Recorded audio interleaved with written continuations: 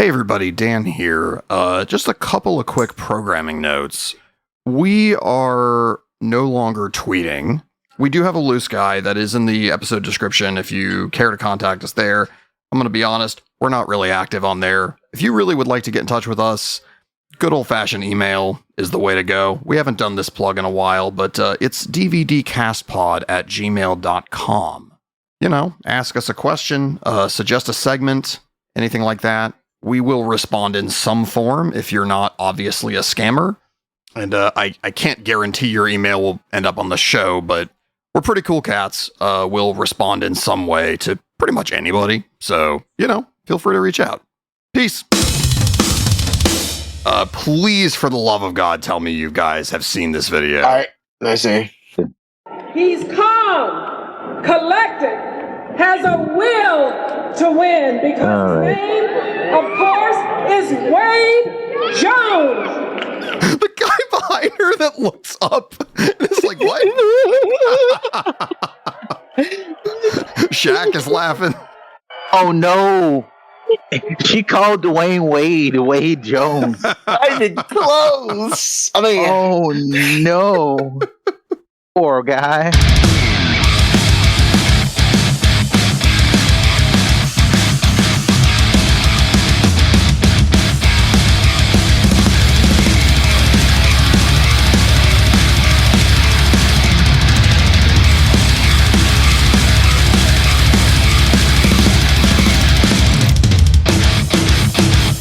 ladies and gentlemen, boys and girls all around the world, we give you another ripping edition of the Dan vs. D podcast with the initials DVD, as in DVD player.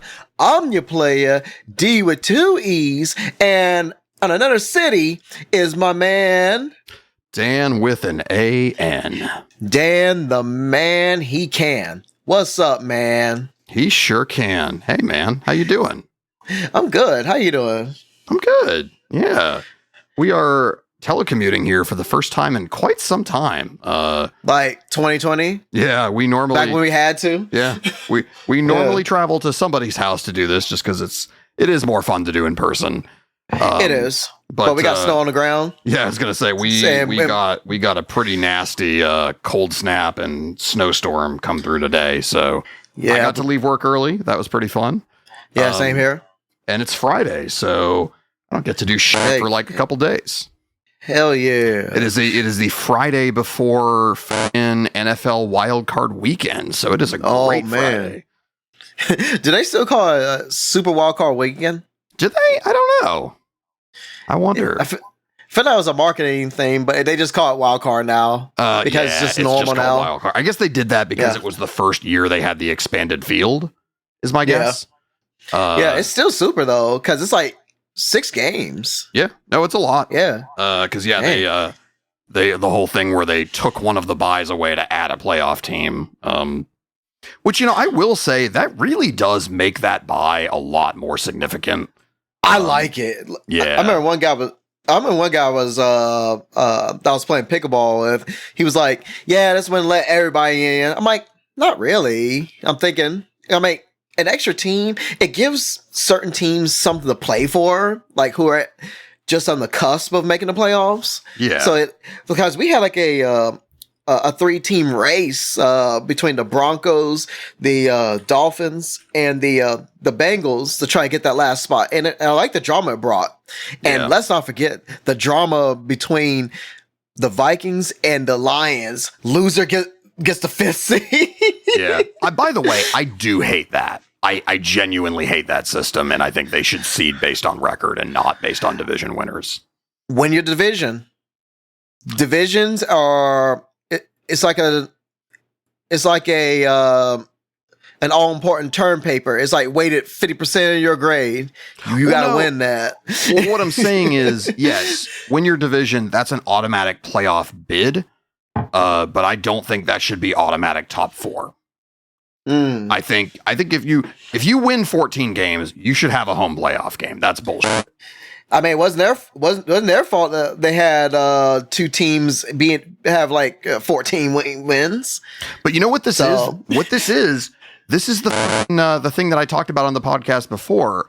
That 1 year in the NL Central where the Cardinals, Pirates, and Cubs all won 97 games or more. So, the Cardinals won the division, and then the Cubs won 98, and then the Pirates won 97. So they played each other in the wild card game. One game. They won 97 games, the Pirates did, and they got one game against Jake Arrieta to get into the playoffs, and they obviously lost because that was the year that he had like a 1.5 ERA for like 3 months or whatever the fuck it was. Yeah, you couldn't mess with Jake. Yeah, he was just completely unhittable for only the last like third of that season. And then he was mostly like slightly above average pitcher the rest of his career. Anyway, that's neither here nor there. This doesn't happen super often, just like, a losing record making the playoffs doesn't happen super often. But I don't know, because like the way I look at it is like no system is totally perfect. Just like the argument for adding more teams to the college football playoff. Isn't it better to like screw over the 9th ranked or the 13th ranked team in the nation than the like 5th ranked team? You know what I mean? And like people are still going to be mad. People are still going to be angry. But like at the very least, it's not like, quite as obvious. So in my mind, I'm like, okay, 4 division winners get automatic bids and then the next 3 best records get in. I think that's fair. You're probably going to have a situation, but then you seed based on record, right? So in that scenario, we're looking at the bracket right now. In that scenario, the Vikings would probably be the 2 seed, and they'd get a home playoff game, and then they'd be playing the Packers instead of the Eagles. Anyway, that's just my 2 cents. I mean, for me, I'm in a different boat. I love the drama it was. It's like, yeah, it sucks that your opposition had as many wins as you, and the stakes are so high, of like either 1 seed or 5th seed. It makes those games matter much more. And well, Darnold just play better. You didn't play well. The whole team didn't really play super well, and they got waxed. And what happened? You fall to the wild card. So I feel like, yes, it's unfair, but certain things, that little game that you dropped in the regular season, sometimes it comes and bites you in the ass. No, and that's what makes all those games like very important. Like with the Cardinals, the Cubs, and the Pirates. I mean, win a few more games during the season. Those 162 games, like 10 of those that you probably, let slip away might cost you a season. So it just depends on the way you look at it. So I'm like ambivalent between it, but I really did like the hype surrounding the winner take all. Yeah. No, I mean, that was cool. It's kind of sad that the actual game wasn't that great, but it wasn't. But I guess not to like take up a ton of time on this point, but in my proposed scenario, that game still would have mattered quite a bit because it would have been for the only bye. And that, that as has been proven, that is still very, very relevant. But at any rate, I am curious, like, when we will see the first 7 seed make a Super Bowl run. Because it happened a handful of times with 6 seeds, because I think most famously probably the Steelers in 2005. Don't forget the Giants. Or the Giants. Yeah, I guess the Giants were a 6 seed, weren't they? Probably both times. Yeah, and at least the undefeated season that wasn't. Yeah. Yeah. No, and I mean, get hot at the right time and have Eli Manning close his eyes and throw the ball enough times, and anything's possible. Freaking David Tyree. Yeah. Anyway, we just have like generational trauma from that we'll never live down.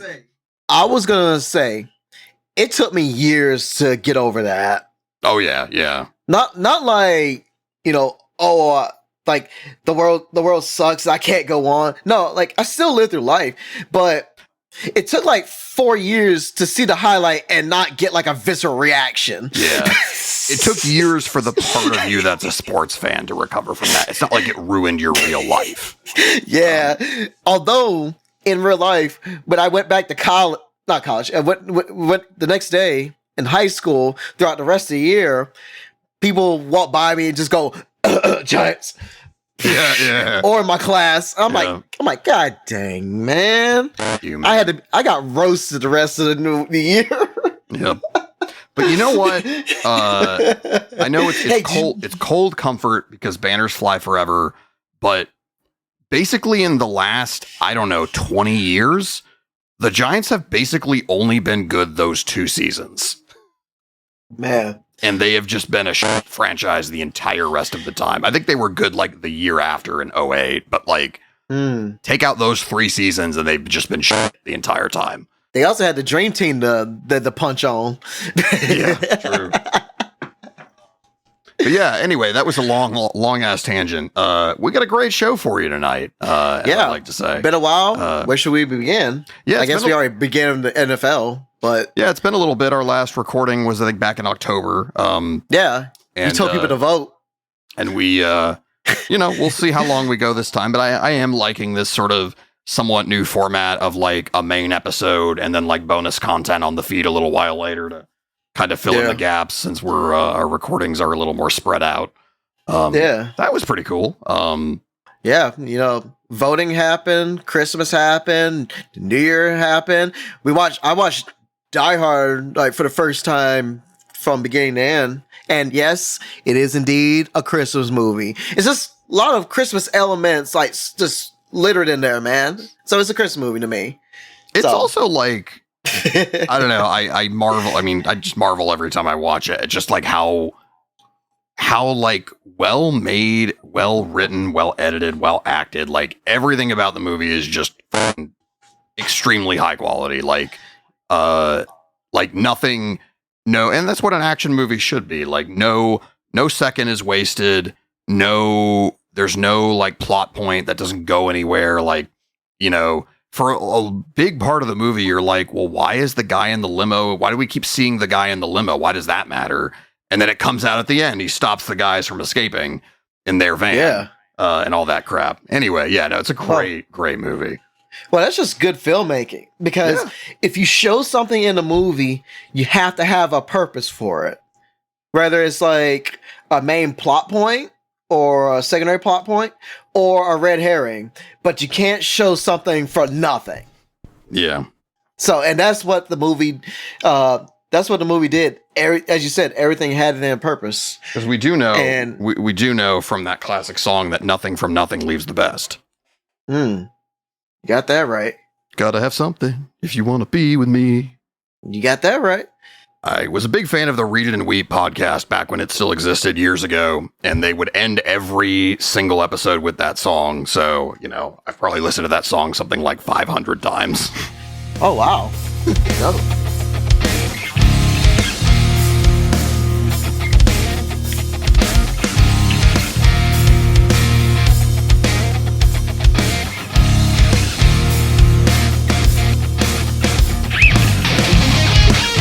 Be fun since we are on the eve. I know this episode is not going to come out before Wildcard Weekend, obviously, but I thought it'd be fun to do kind of like an overarching playoff preview. And I think maybe what we can do, there's like a fun little like bracket challenge game here. So I think as a show, we'll fill out a bracket and then we'll get to see how wrong we were. I'm ready. And we'll do all that stuff. And I figure what we'll do, especially for these first round of matchups, we'll just go through and kind of just talk about each team and, where they're at, where they're going. I think, sports is very much like it's always like stock up or stock down. So, we'll kind of go in that sort of format. So it almost sounded like you said the teams are just stuck up. Stuck up.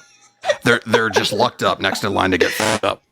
Your best bet is to stay away, motherfucker. It's just one of those days. Just break stuff, man. I hope you know I pack a chainsaw.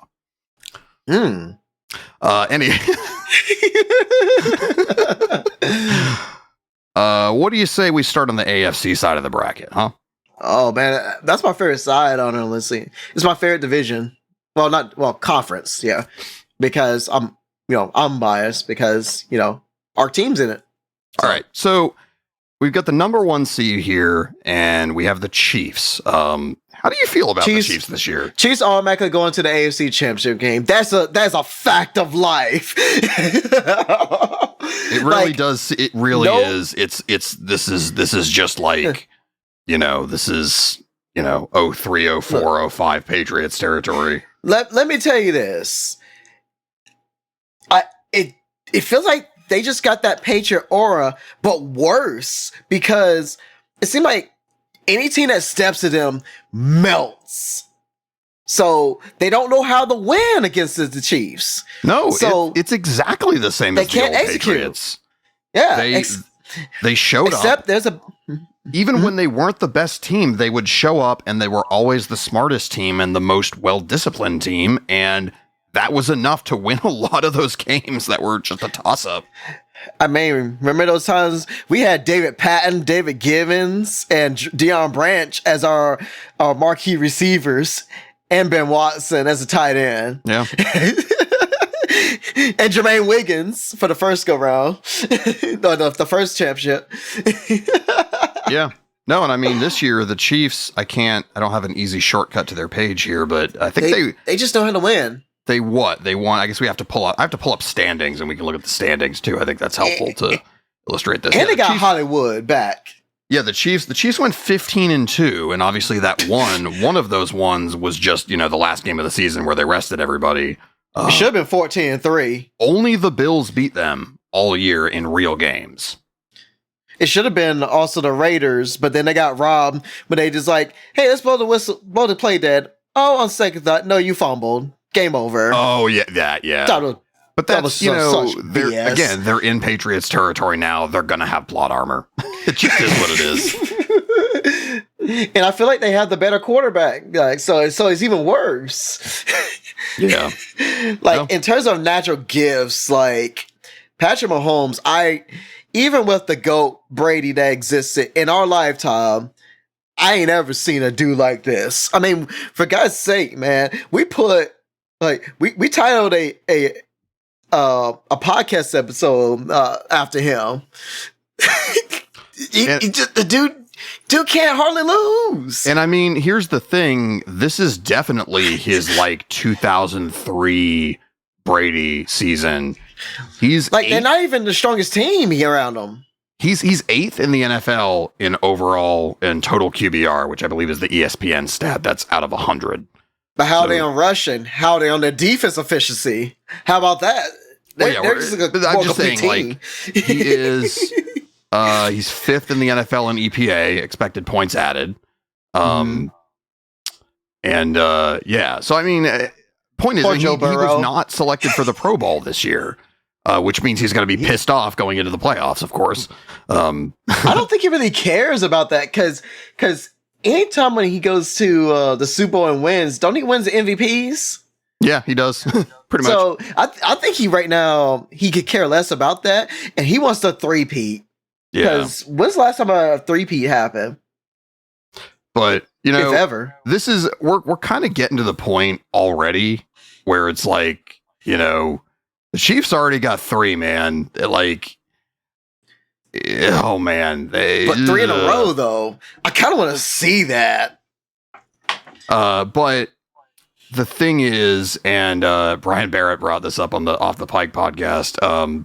But this is his theory that I'm stealing. But the theory of why Mahomes can never, ever, ever be better than Brady, and it's because Brady beat him in an AFC Championship game. And Brady beat him in the Super Bowl. And Brady is now retired. So there's no way he can't ever beat Brady. I don't think he really... I mean, he probably cares. But at this point, it's irrelevant. It's like, okay, I'm just going to do all the winning now. So... Oh, yeah. No, I mean, I don't think he cares. But when we're talking... once a guy achieves a certain threshold of greatness, the conversation becomes less about how good he is and more about his... legacy, quote unquote. And The dude, He's already a first ballot he's 28 or something, and like we're already talking about his legacy. He's 28. He's 29. Jeez. He just turned 29. Yeah, he didn't even throw for 4,000 yards this year. He didn't have to. Yeah. He threw 11 picks. Yeah. Yeah, I mean, the rest of the team is just so good, it doesn't matter. Well, here's the thing, though. Their receivers weren't the best, but now, like, mid-season, they got D-Hop, and now they got Hollywood Brown. Yeah, I was going to say, yeah, Hollywood Brown came back. I definitely picked up Hollywood in fantasy in my other league, in my work league, just in case, and then he, like, barely played, so yeah, it was just a kind of a they're staying for the playoffs. Yeah. Yeah. Anyway, all right. We've talked about the Chiefs. They suck, and by they suck, I mean they're really good, and they're going to make the Super Bowl. They're just too good, man. I mean, I don't. Spoiler alert, but I don't see a scenario where they don't play in the Super Bowl again. We'll see. We've got what I would say is probably the lamest game of the weekend, and that is Texans Chargers. Oh no, it'll be a I think it'll be a down the wire, but Chargers. Texans are injured to and Stroud is on the sophomore slumpiest of slumps. Yeah, since they got no receivers. Yeah, I think they got who they got. Nico? No, Nico got injured, or is it just Tank Dell only? I can forget who it was, but it was one of them that like broke his leg in that end zone. Oh yeah, I think you're talking about. I think that was Tank Dell that dang just completely so they only got destroyed Nico. His leg. Yeah, yeah, and even and Nico was hurt during the season. Yep. So he missed significant time. I had to scroll down to number 24 to get to CJ Stroud's total QBR. He is 2 points better than Aaron Rodgers. Jameis Winston's over him. Some of the quarterbacks that had better QBRs than CJ Stroud this year. Bryce Young, Kirk Cousins, Russ, Jameis. That's right. Drake May, Trevor Lawrence. Yes. Oh, Trevor didn't even play the last 3-4 games. Yep. 4 and games now we're getting season. into actually good quarterbacks. But yeah, that's my point. Anyway. Wait, is Brock Purdy elite? Oh no, I don't even want to. You know what? They're not in the playoffs, so we don't have to talk about that. Well, they gotta pay him though. But I'm curious. So how do you? So Justin Herbert. So dude's been in the league for I think 5 years now, 6 years. 5 years. 5 years. He's really at the point where he should be like entering his prime, and he's good. Like I think he's pretty good, but like it doesn't really seem like he's like had that like breakout year yet, other than 2020 was his rookie year apparently. Oh, what a year. Yeah, his first 2 years he had 31 touchdowns, 38 touchdowns his second year, and threw for 5,000 yards. Holy shit.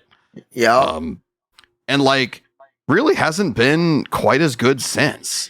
No, but here's the thing though. Well, first of all, he doesn't get the start that he does if it wasn't for that doctor malpractice with the needle in the lungs for Tyrod Taylor. Puncturing Tyrod Taylor's lung, yeah. Yeah, but that's stuff for Tyrod. Yeah. I remember like some channels were I remember one channel was saying like he's like the unluckiest quarterback. He kind of is though.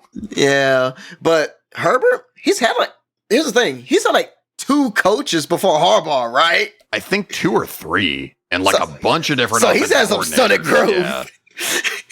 Yeah, like remember Brandon Staley? Yeah, God, he bailed him out. Brandon Staley should have been fired like 2 years ago. Yeah, no, it's after his first year, he should have been fired. If it wasn't for them coming back against no, they blew that game against Jacksonville. He should have been fired right there, but they didn't. So they subjected him to another Brandon Staley, and lo and behold, they sucked. So then they fired him a year too late. Yep. And then they had I can't remember his name, but he was like this. And disclaimer: hey, I'm black, so I don't want to sound racist. But the black guy that had the little like gray beard, what was his name? He was like a defensive coordinator.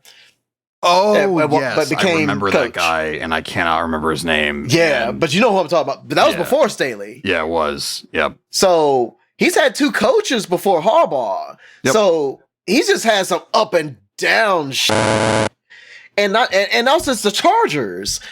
The Chargers who are notoriously known for blowing it.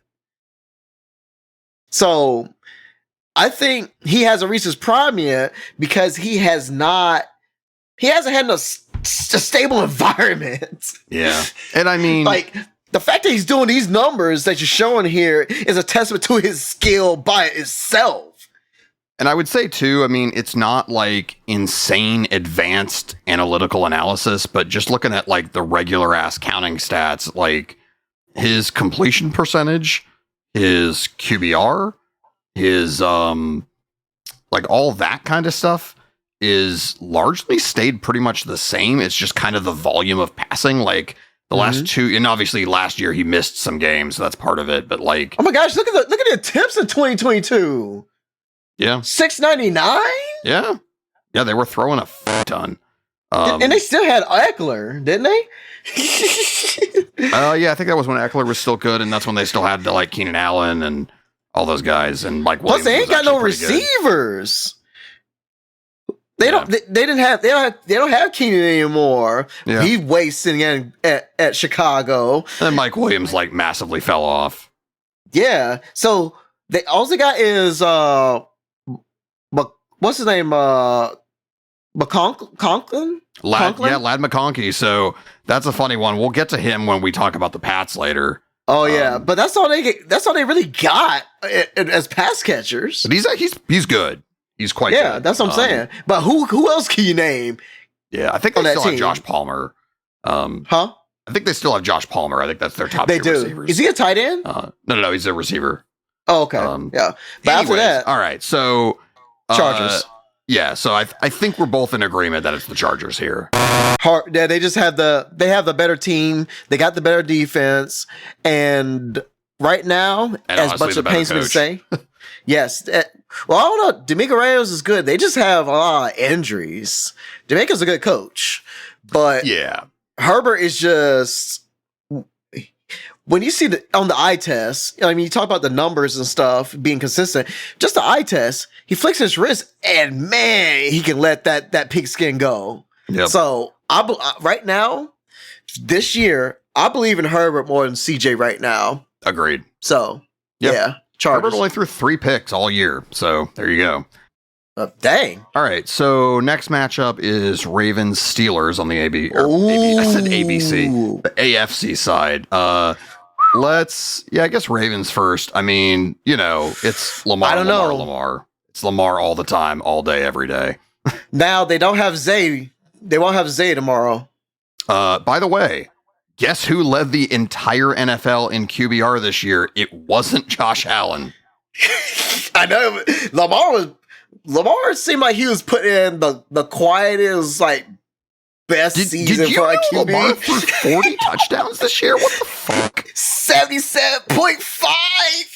41-4. Holy shit. And not many people talked about him. And only 474 passing attempts. That's not a lot. How many rushing attempts do you have? And then obviously he's QB1 in fantasy. Yeah, he had 915 rushing yards this year. He had a 6.6 average and 4 touchdowns. So I mean, yeah, dude is just he's just absolutely insane. Also, I did not know he had a 1,200 yard season. Damn. Oh yeah, he put in work. I think now he's trying to prove that he's balanced. Yep. Which I mean, he was, but the he's thing even is, more it's pretty balanced now. consistent throughout his career. He runs about 140-ish times a year. So that's, roughly like 8-ish times per game. That seems about right. I don't think they use him too much or too little. Because, in essence, I mean, that's the whole thing of like having a quarterback that's like as gifted of a runner as him is you have the guy with the best. I mean, what we're seeing here is the best passing stats in the entire NFL. Maybe not if you're looking at like super advanced analytics. I don't know, but then you're also just 8 plays a game, you also just have Jamal Charles running in free space. Jamal Charles, in the same roster spot. Like, that's insane. I mean, could we do that with, well, not at Lamar levels. We'll get to that, but like, at least we could have like Drake May do like 4 runs a game. So, oh man, yeah, we have a running quarterback. Yeah. So, but the Steelers, we'll get there. Yeah. Steelers, the defense is always solid, but I don't think they have enough on offense. And plus, I feel like they should have stuck with Justin Fields starting. Once Russ starts sliding towards the end of the season, I think that Justin Fields should have been had another opportunity. Like Russ could still he's a better thrower right now, but other than Pickens and Freiermuth, who you got on the offense that you throw it to? And Russ has been awful the close out the season, like the last 3-4 games when they played real teams. I think it's instructive when you look at teams sometimes to like just kind of do the vibes test. In my opinion, of the 14 teams in the playoffs, I think the Steelers have the worst vibes. Like, and by vibes, what I really mean is like, they got no momentum. Do the players like going to work? Oh, like I mean, vibes better than. And I know, like, winning generally fixes everything, unless you're the Eagles. The year after they went to the Super Bowl, where they were 10-1 and all hated each other, and they collapse. Like, most of the time, yeah, if you're winning, you're good. But like, and especially Not always. Mike Tomlin is like the ultimate like vibes coach, in that he is the master, maybe the best in the NFL at like keeping the locker room together. Really, I mean, but like. Yeah, this one has just completely gotten away from them, and they've just gone completely to pieces. And I think it's fair. I think we're gonna lock in the Ravens, right? There's no chance whatsoever that the Steelers win this game. Well, first of all, shout out to Mike Tomlin. He's my stepdad. It's an inside joke because he looks like my dad. So, but I mean, we're 20 years in. I think he's still I don't know, top 5, top 3 best coaches in the NFL. He also looks the same. Yeah, that too. He has the Patrick Stewart like thing where he just doesn't age. but like Ravens, they will be missing Zay, but I think they still. I can't bet against Lamar, and Lamar versus Russ. And not a contest. So, Ravens. I think that's an easy one. I don't think there's a ton of analysis here. Plus, who wants to see the Steelers beside after the wild card? Not good TV. Yeah. Have you seen the Steelers play? They're a boring team. They're what I wish the Patriots thought they were going to be this year. Like, win dirty. Right. Riding dirty? Yeah. Chameleonaire. Yeah. All right. So we got the Bills and the Broncos in the fourth or the third game. Yeah. So I guess that's where we start with, we opened our last recording making fun of Bo Nixon because frankly, him being drafted at that spot was a punchline. And he made his eat shit.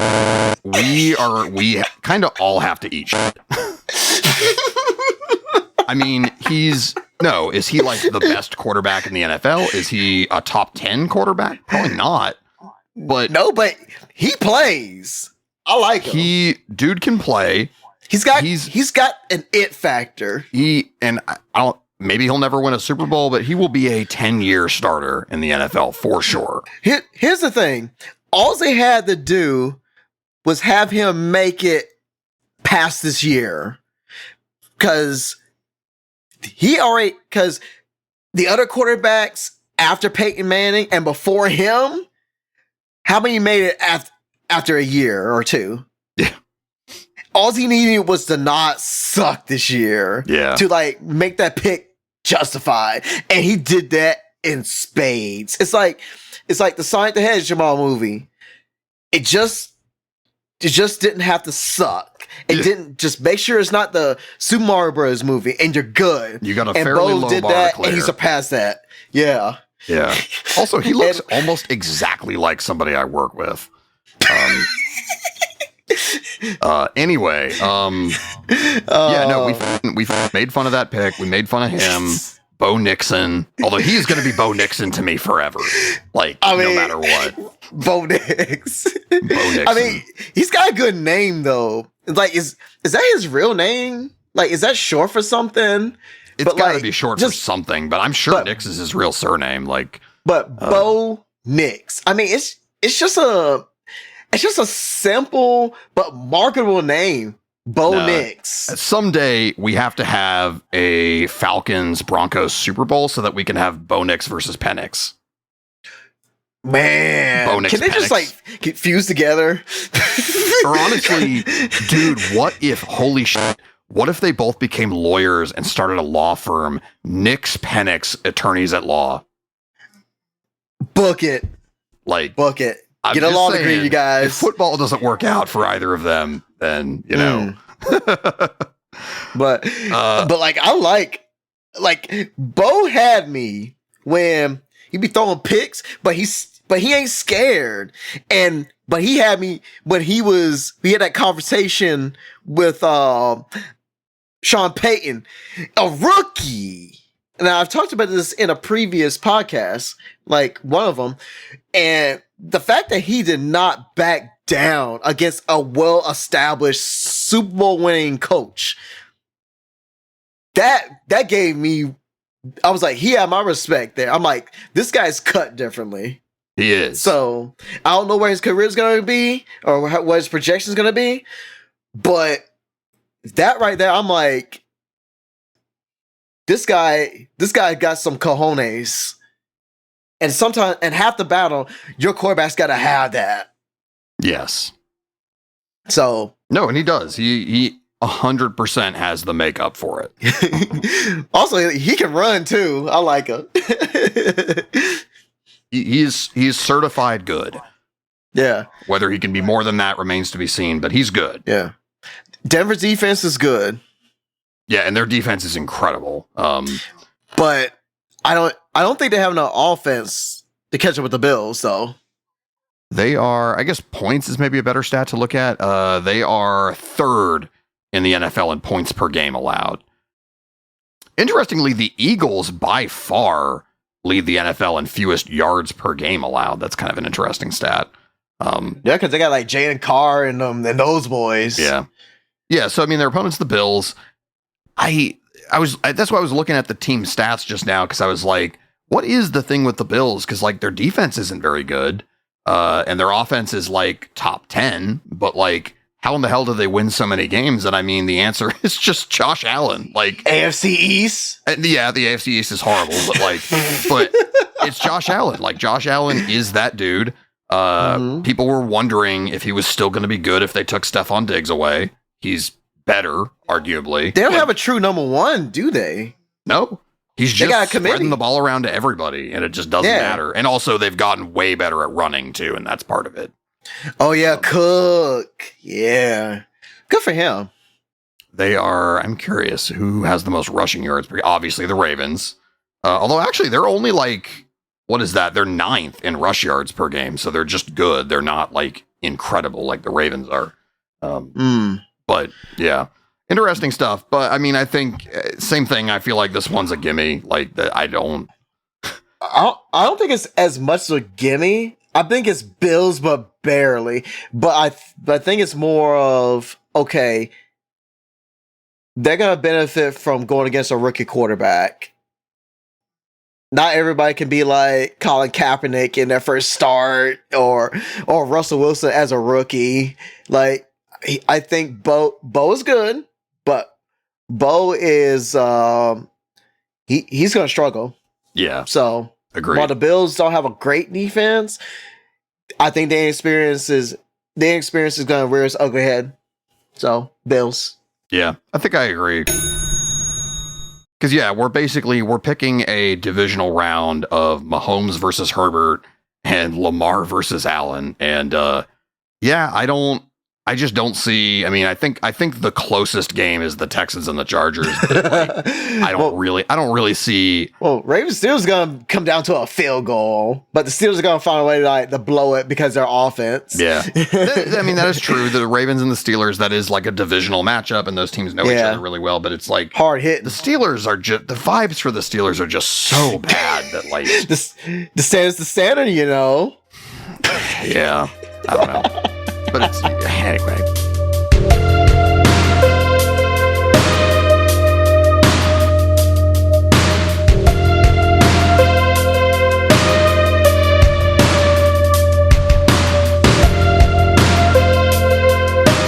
So, I mean, okay, so we've kind of talked about all the teams already, so we should be able to go through the rest of the bracket a little bit more easily. Cool.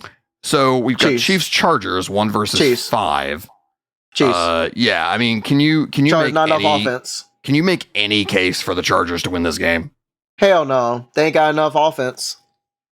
Yeah, that's kind of my thought. Is that I feel like this is like weakness versus weakness and strength versus strength. Mm-hmm. Well, Chargers are going to charge her too. So, or no, I guess strength versus weakness, weakness versus strength, because the Chiefs are definitely have a better defense than they do offense, and the Chargers also have a better defense than they do offense. So, and the Chiefs' defense is, I think, well, I mean, but the stats say actually the Chargers have a better defense than the Chiefs, but that doesn't really match the eye test to me. Yeah. What teams did the Chargers? I mean, how many bad teams did the Chargers play? Yeah, Chiefs were 4th in points allowed per game on defense. So there you go. Yeah, it's Chiefs from offense to defense. Yeah, I hate it because I feel like the Chiefs, I mean, by getting that bye, that's the thing. So, you know, I think it's fair to say that the real contenders in the AFC are the top 3, the Chiefs, the Ravens, and the Bills. And because the Chiefs got the 1 seed, they only have to play one of those 2 teams to get to the Super Bowl. And that is just, the world is not fair. I mean, that's the advantage of getting the 1 seed. Yeah, it is. It is. I mean, that's why you know. That's why you just win, baby. I think a lot of people would argue that they are a worse team than the 2 and 3 seeds, but they keep winning. They just won more games, and that's really all that matters. They'll keep winning. Yep. And they'll find a way to try to find a way to win against those teams, because the Ravens last year were statistically the better team, and they just imploded last year. They should have beat the Chiefs by at least a touchdown. They really should have. They were the team of destiny last year, and they blew it. Folded. Yep. That still pisses me off. I mean, that was y'all time, and y'all said, nope, you take it. And you know what? This is the other thing, man. We're getting to this point with Lamar. It almost reminds me of Peyton, like early in his career. I know they're completely different players in terms of style, but like just in terms of the narrative that's told about them, he's starting to get that reputation of doesn't perform in the playoffs, which I don't think is deserved, frankly. Well, the thing is, he's got beat like 2 Bradys. Brady's with legs. Yeah. And then sprinkling Joe Burrow. Right, yeah. He has to play Burrow's twice a year. Division. Yeah. No, Also, pour out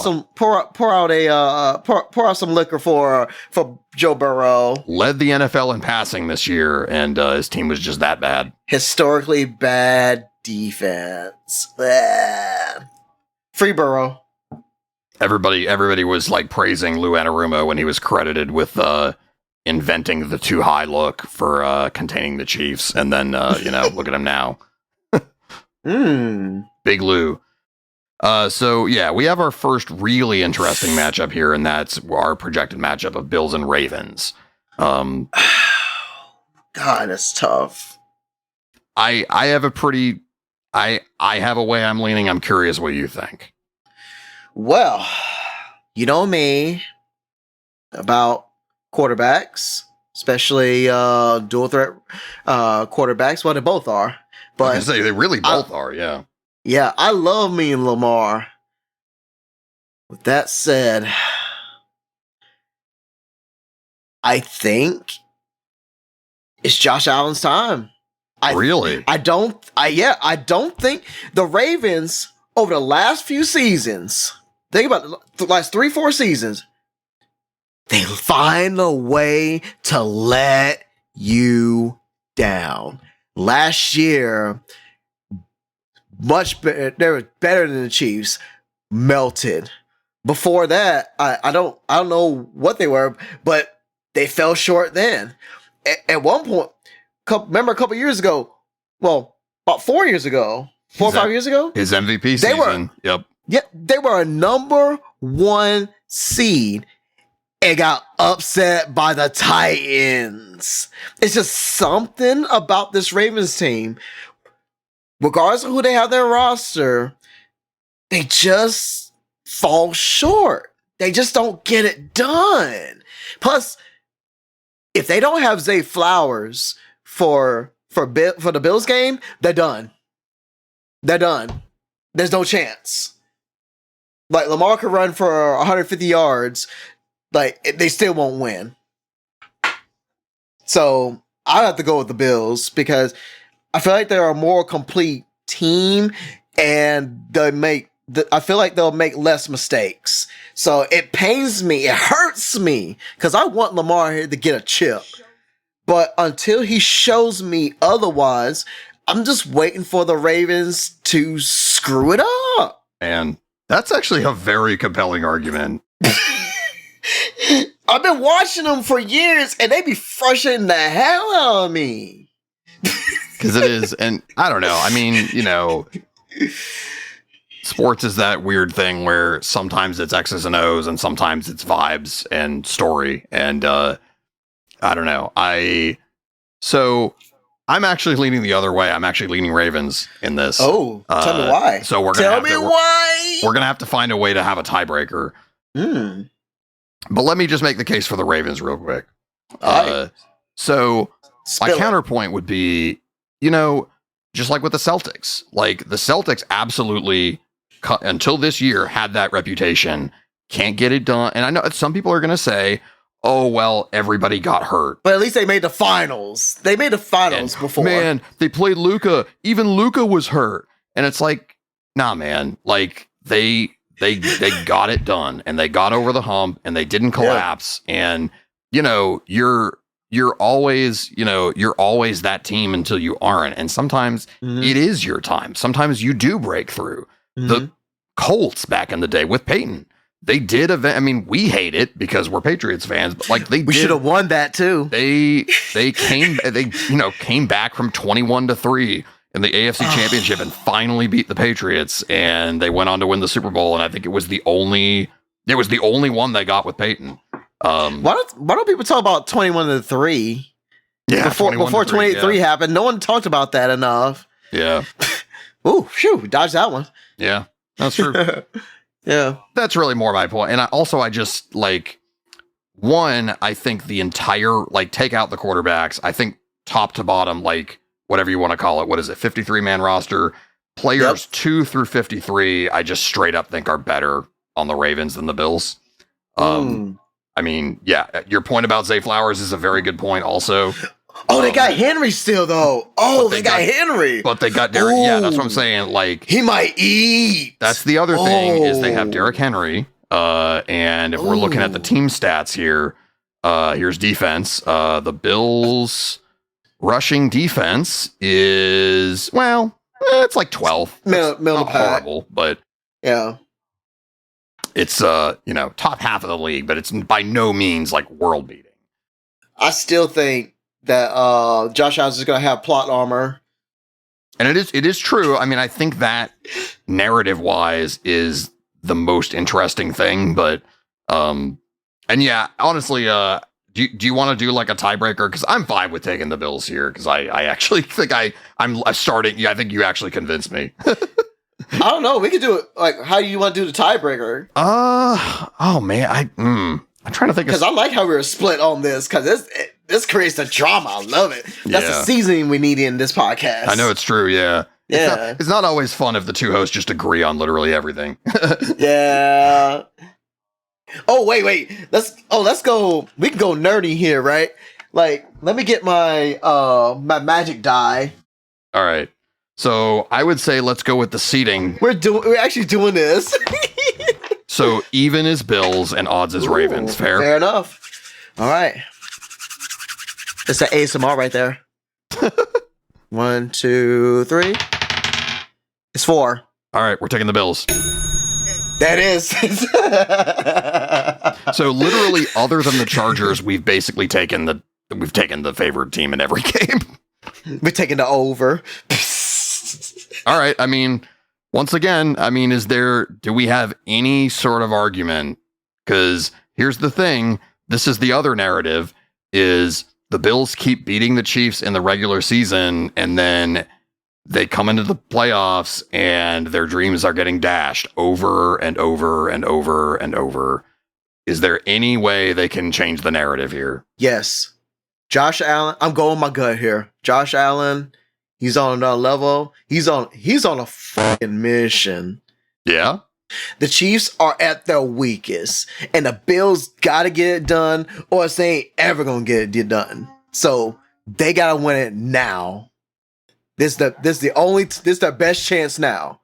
I mean, I will say, I mean, I know the Chiefs, like, you know, they're like warming up Kelsey and they're warming up Hollywood Brown, but like, I don't know, man. I mean, the Chiefs defense is that good, but like, Josh Allen is like such a superhero that he's kind of like immune to good defenses. Like his ability to just do magic, like literal magic outside of structure, like is just so unpredictable that like, if he does that, I don't know, 3 or 4 times and makes these just crazy, ridiculous plays, like I don't know that.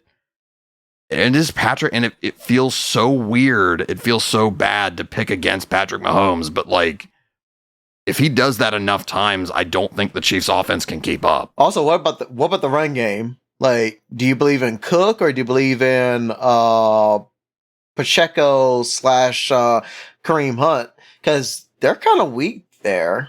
Like, well, they can run, but Pacheco, he's still, you know, coming off of that injury, like a literal broken leg, and while he's productive, he's not. Kareem Hunt is not the Kareem Hunt of old. Chiefs are bottom 3rd in the NFL in rushing offense. So yes, and when it gets cold, and they are almost exactly middle of the road in passing offense. So when it comes to the playoffs, when the games get tight, the defenses get tighter. Those windows are much tighter. Hard to throw. Not just in the cold, but the competition. So at the end of the day, who can run the football? It's the Bills. You got a quarterback that can run with the best of them. James Cook can run. They got a pretty good offensive line. So it might come down to like the ground game. You know, this is a very random and sort of like not necessarily predictive stat, but the Bills are far and away the leader in the NFL in turnover differential, which I think is probably what's making up for their kind of like, I would say, middling defense. Again, Josh Allen taking of the football. So really, yeah, I think their path to the championship here is sort of like the Nuggets of, I guess, 2 years ago, where it was like, yeah, our defense is just average, but the guy that runs our offense is just so insanely historically good that it's just going to overcome everything else. So I think I genuinely believe we're both going to end up looking really stupid, but I agree with you, and I think I want to take the Bills. Yeah, the money says Chiefs, but my heart says Bills, and I'm going with my heart. I think this is a manifestation pick because I get it, and I understand now why like why everyone was so mad about Brady in the Super Bowl every year. Yeah. There's a Pink Floyd song where he goes, "Now I understand the feelings of the few." And like, yeah, I do. There you go. But I will say though, I would not be unhappy with either result because it would be cool to see a three-peat. A 3 in a row? No. Fuck that. I ain't ever The Chiefs. I ain't ever seen that. Fuck the Chiefs. Fuck 'em. Look, I'm looking on the bright side of things. I kind of like want to see some history here. So, I mean, Most of the time I agree, but I don't know. I'm so fiercely protective of the Patriots dynasty. It's all we have now. Our team is going to suck forever, and hopefully not. But we're going to be Steelers fans. We're going to be talking about the 2003, 30 years from now when they're, a middling team. Yeah, but the Steelers won't ever have 28-3. No, true. Or the interception in the end zone. Or how the Yankees fans are going to talk about, 1998 forever. Jeter and Clemens and Darryl Strawberry. Bad example, I guess, because they played in the World Series this year. But anyway. Like Andy Pettit. Yeah. Oh, that's funny. I accidentally picked the Bills, even though we didn't pick their opponent yet.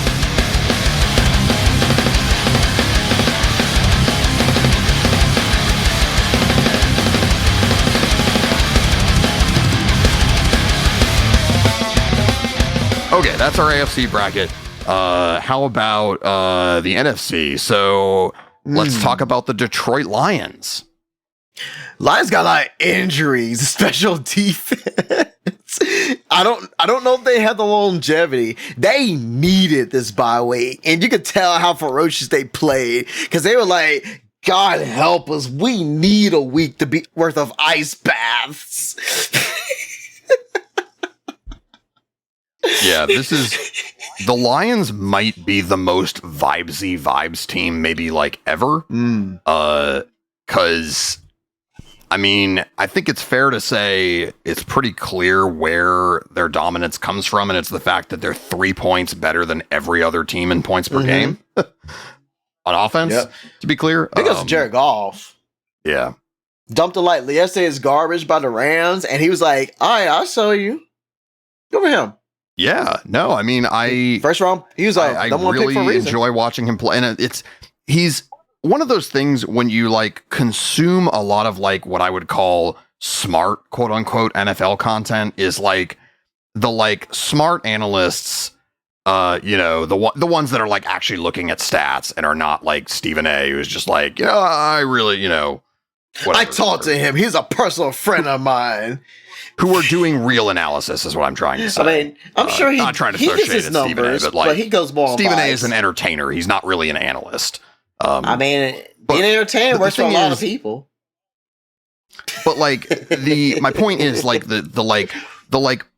the smarty pants people that cover the NFL, they have players that they as a group, and then they have players that they don't like as a group. And so Chris Collinsworth with Patrick Mahomes. Yeah. So they always are their hot take is oh, Mahomes actually just is already better than Brady. And they always fade Jared Goff. They always overrate Justin Herbert. They always, you know what I mean? So it's that kind of thing, where they clearly have guys that they like because of the analytics and guys that they don't like because of the analytics. And the knock on Jared Goff is always, oh well, he's one of the better quarterbacks in the NFL in a clean pocket, but if you pressure him, he completely falls apart. And it's he's beat the blitz before, plenty of times. Yeah. Oh, by the way, so I heard this absolutely wild stat earlier that I need to relay. So, generally speaking, when NFL quarterbacks are pressured, just in general, if you take all the plays where they're pressured and put them in a bucket, their quarterback rating is significantly lower than normal. Yep. Makes sense, right? Yep. Yeah. Josh Allen, his quarterback rating is 12 points higher when he's pressured. It's just Allen. Because it's the fucking scrambling. Anyway, I just thought that was really are we funny. surprised though? No, I'm not surprised at all, honestly. But I think that is a stat that actually does a wonderful job of illustrating why he's so good. You got that right. But anyway, yes, we're talking about Lions and we're talking about Goff. And we also, Dan Campbell, man. Another guy that was universally made fun of when he was hired. And he is taken. He's turning the Cubs around right now. Basically, is what this is. Like, in terms of like the historical, whatever you want to call it, the historical momentum that is going against him for how bad this team has been for so long. Don't they have like a curse or something like Night Train Lane or whoever, like some defensive guy or quarterback was like, you trade me, like I guarantee you won't win a Super Bowl or something, and then that happened. The curse of Bobby Lane. Okay, Bobby Lane. That's it. Yeah. This is the Detroit Free Press. Yeah. Helped the Lions win 3 NFL championships. Famously cursed the Lions with bad luck after the organization traded him 1 season after its last championship in 1957. They are the only NFC team never to reach the Super Bowl and had 1 playoff win since 1957. So, yeah. And, there's just, Shoot, Boston will win like some playoff series, like, with their Bambino curse. Yeah. No, that's a famous example. The Red Sox were a cursed franchise until they weren't. And then they won 4 World Series in like 12 years or whatever it was. And then the Cubs won 1. And then became horrible because their ownership is a piece of shit. Anyway. Yeah, I hurt for you, man. That pisses me off. Yeah, we don't have time for that today, but yeah, it's fun. Just go back to one of our previous episodes. Like 10 episodes ago. take any number of times I've talked about the Red Sox and just dub in the beat from Appetite for Destruction, and you got it. That is. Anyway, yeah. But I watched like highlights of Dan Campbell when he was a player. I thought he was like on defense, but no, he was like a badass tight end. Oh, really? I don't remember him playing at all. He played for the Lions, including for the 0-16 season. Wow. Did not see. Okay. That. Yeah. That's the other thing I was going to point out. The Lions Poetic are justice. by far. Poetic justice. The Lions are by far the easiest team to root for in the NFL. They're the most likable team. They should have won last year. They should have. They had the. I feel like the Niners were kind of at like a more weakened state than they were, the previous year, from last year. Like the year before that, I thought they were stronger than what they got in the Super Bowl last year.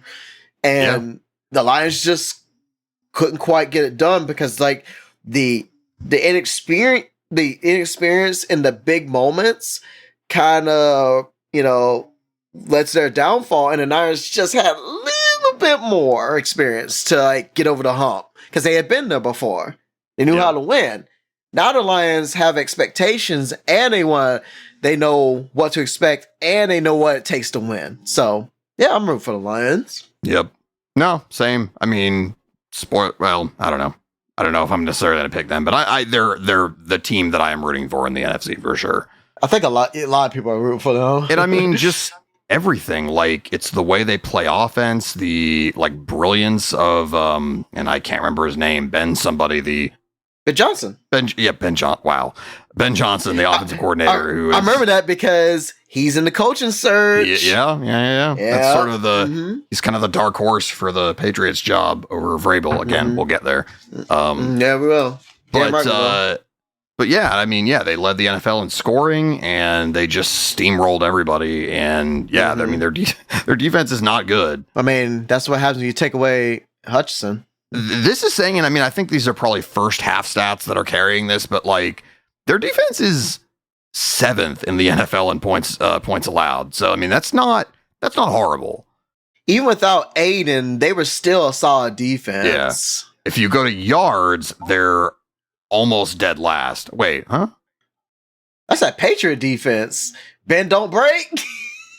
Wow. Okay. Wow. I don't know shit because if you look at passing yards, the Lions and the Ravens have the third and second most in passing yards allowed per game. What a bizarre. But I mean, obviously, like there's luck and yards don't necessarily equal scoring, et cetera, et cetera. Yeah. But anyway, Lions are awesome. Yeah, they are. All right, so we have the team that should be the 2 seed, the Vikings, against the Rams.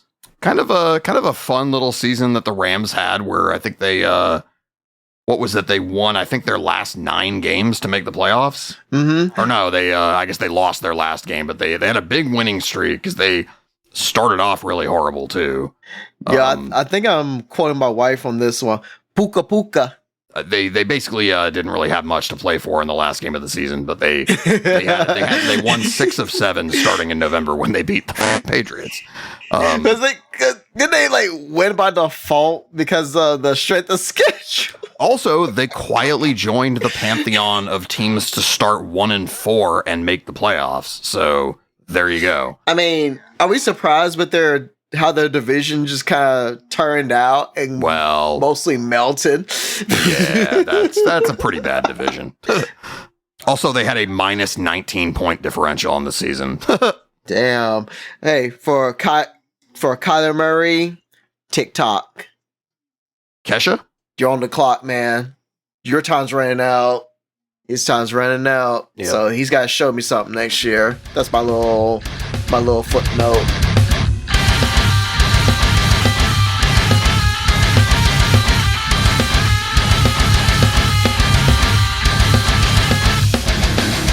Hey, seems like we got a surprise guest in the house. Hey, who the heck are you?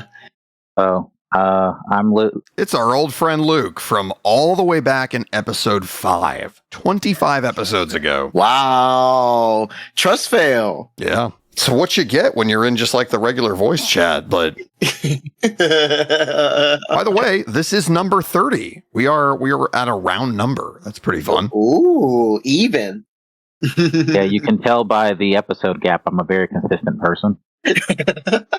So if you were going to listen to everything we've ever released on this feed, it would take 1.8 days. Oh, dope. So don't have a high number of episodes, but we definitely have a lot of content. Oh, man, do it for the content. Yes. I think we were talking about the Lions. I think we finished the Lions. Oh, no, we were talking about the Rams. Yeah. I think we're done with the Rams. So how about the Vikings? Vikings would be in like different circumstances, as you said, would be a 2 seed. So Vikings are just a more complete team. I mean, the resurgence of Sam Darnold, and like I quote my wife on this one. Anytime I mention Sam Darnold's name, she'll say Darnold, as in like a callback to Hey Arnold. Oh man, I did not. My brain did not even make that association. Yeah, because I started saying it like Hey Darnold, and then like I was just like I infected my wife with like nostalgia, and she uses that, man. Hey Darnold is a good nickname. Hey Darnold, yeah. Yeah, man. And also too, if we're talking about Sam Darnold, then Can you just mono? Yeah, we have to do this. It looks like an F boy in that picture. Yeah. out indefinitely, mononucleosis. But no, I was gonna say Sam Darnold is actually kind of a wonderfully wholesome story from this season, in that dude bounced around and was on 4 different teams and was just a pumpkin and came in, wasn't the starter, and then JJ McCarthy blew out his knee in training camp, and so they were like, all right, man, go for it. And then he led the team to 14 wins. That was was it a preseason game? It was, yes. Yeah. Well, also, how many functional organizations Darnold was a part of before he got to the Vikings? Yeah, 0. Like San Francisco. And that was only for a minute. It. And that's the thing, yeah. We Jets and Panthers, that's a 1-2 doozy. We say this all the time, everything in football is contextual, and he landed on a stable franchise with the best receiver in football, one of the better offensive coaches in football, and like a don't forget Jordan Addison, best Robin to the Batman. I was gonna say, and one of the better number 2 receivers in the NFL in the non T Higgins division. Sorry, I jumped the gun on that one. My bad. I just like Jordan Addison because I actually watched him play live in an ACC championship game, and the dude was the truth. Dude, he made Pickett look good. I'm starting to think.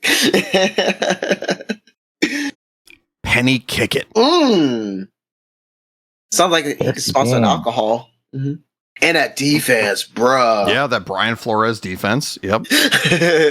So yeah, I think we're in agreement that the Vikings are like pretty clearly the better team here.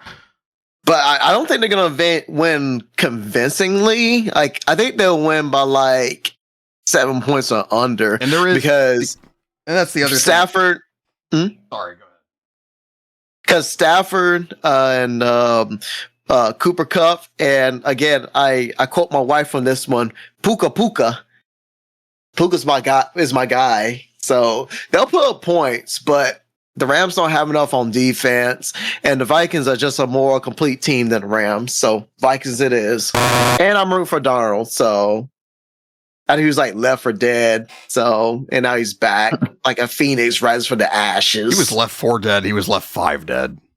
He looked like he got a 5 head in that mono picture. It does, yeah. He also like his haircut there looks a little bit like Wolverine. Oh my god, you do. Wow. Anyway, just curl it like they look like devil horns, and there you go. All right, so we've got the other. I think this is one of the spicier games in the entire playoff slate. Is Bucks Commanders.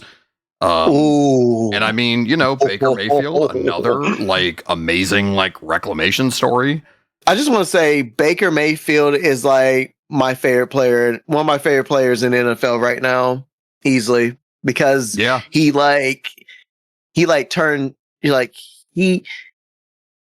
was left for dead on the side of the road, and he just came back.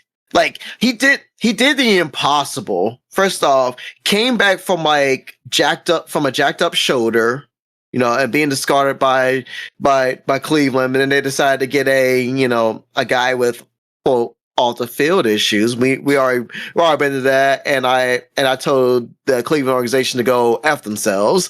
Yeah, that was awesome. He came back from like whatever the hell the Panthers were. No offense, Luke. Sorry. Yeah. And then he had to follow up Tom effing Brady. You don't do that easily. And he got a new contract after that. So Baker is just like, he seems like a rags to riches to rags and back to riches story. And that's why he's like one of my favorite players right now. And plus, he don't give a crap. He's gonna sling it, man. And he just got that toughness it factor. So yeah, enough of me like enough of my fluff piece about Baker Mayfield, but I love Baker. I know it wasn't the same as like replacing Tom Brady on the Patriots, but like he did become the starter after Tom Brady left. Like, sorry, Kyle Trask. That's not, that's not nothing. And he stepped in and made the role his own. That's what I'm saying. He came in and didn't lay an egg. Yeah. Like the expectations were already like really high. So, and again, that's what I was kind of bringing up earlier about how like the NFL, like smart analysts, quote unquote, like they have certain players they clearly like and certain players they don't like. And it doesn't always like match reality. Like that's why they all think Baker is like way worse than he actually is. And it's like, no, he's good. Like he's good. And they keep having to like admit they're wrong. He almost beat the Lions last year.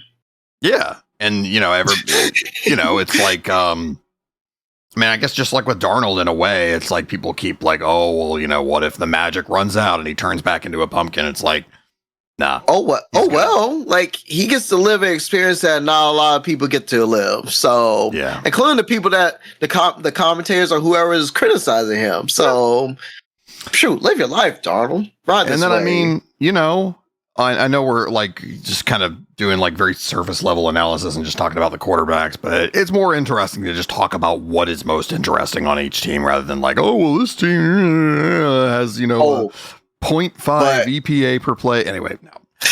But what about the opposing side, though? And in this corner, Man, 230 pounds. I don't know what he weighs, but I'm way lighter than that. He's like, he's under 200. Yeah, he's very, very thin. Dang, I forgot about that. Anyway, he's thinner than me. Wow. But he's got like his legs is like bigger than our arms or something. Yeah, we're talking about Jaden Daniels. Joe, what's your thoughts on Jaden? Because we have an opportunity to talk about him, but the dude can play. When I saw him in that Cincy game on Monday Night Football, I was like, yo, this guy is amazing. So, I mean, here's the thing. So I don't think he's fast as RG3, but I feel like he's more of a complete player compared to RG3. So if we like dial it back and look at how people talked about the quarterback prospects coming into this year, because this is actually pretty wild. Like he got 3,500? Wow. Huh? He's got 3,500 yards. Yeah. 3,568. That's not a ton, but this guy's 70% complete percentage. No, that's QBR. But no, so like you look at the quarterback prospects coming into this year. So, Caleb Williams was like the consensus number one. And poor guy. Jury's still out. I think this is a clear case of like maybe a talented guy going to like just a horrible, unstable franchise, and that might have something to do with it. But I don't think the Bears are going to get better. Yeah, that's a conversation for another day. But Jaden Daniels, everybody was like, yeah, he's like a talented runner and sort of like a talented creator outside of structure, kind of a la Josh Allen or Lamar, but like he's way too thin. He takes hits way too much. Like he's going to get hurt. He's going to the Commander. He probably is going to the Commanders, which are also historically like a very unstable, uncool franchise. Although Dan Snyder's not there no more, so that's a good start. This really is like, just like CJ Stroud last year, this is like the most purest example of like how a magical player can just completely transform like a just horrible franchise. Because he instantly came in and the team had good vibes, and he's just been manifesting good vibes out of thin air all year. Well, here's the thing. All he had to do was be better than Sam Howell, and he did that in like double spades. So, but I mean they already had a decent team. They just needed a quarterback. But it's not just that, though. It's all the craziness, all the wild comebacks at the end of games, completing a Hail Mary to win a game. Right.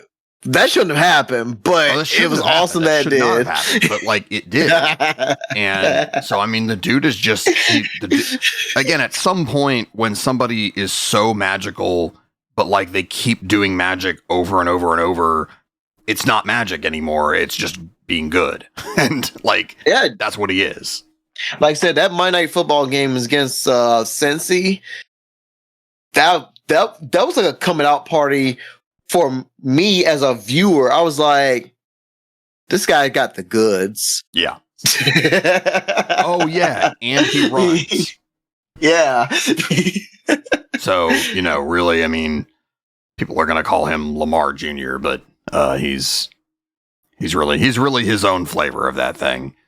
I just want to make sure. Well, Washington's probably cautious with their optimism because they've been through this before. They had a offensive rookie of the year with RG3, and he got hurt and was never the same. So yeah, and Mike Shanahan sent him out to play on a torn ACL. Also, Shanahan drafted his replacement in the same draft in Kirk Cousins. Well, you like that? Yeah. You like that? You like that? Yeah. Man. Who himself played himself out of a job this year and already got replaced by Penix. But I was going to point out, we had 6 first-round quarterbacks this year. We had Caleb Williams, Jaden Daniels, Drake May. We'll get there. Double. Then we had what? We had Bo Nix. Nix? And we had Penix. And I'm forgetting the 6th guy. Penix was 8th. Yeah. Who am I forgetting? I'm forgetting somebody else. Caleb Williams, Jaden Daniels, Drake May. I wanted to say Richardson, but that was last year. JJ McCarthy, Bo Nix. JJ McCarthy. So JJ McCarthy didn't play, so we don't know yet. But the other guys all have been actually you got pretty zapped solid. by the injury guys. Well, Caleb Williams is maybe the most iffy right now, but like Penix has looked good. Caleb shows he's a fun pick, but like I want to see more from Michael Penix. Yeah, so jury's out on him too, but like he looked okay. He looked okay when he was playing.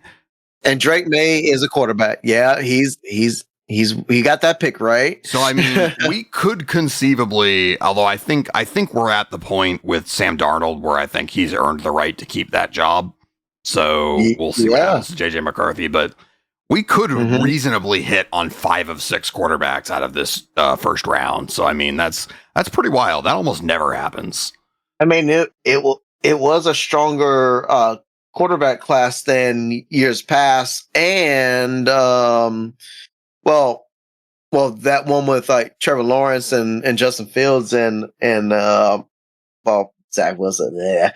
That was supposed to be a strong class, but it turned out to be the inverse of that, and because jury's still out on Lawrence, but compared to the classes coming up, like in this draft, this upcoming draft ain't as strong as what last year's was. So, yeah. I mean, you got Cam Ward and Shador, who are probably both projects, and it's just the rest.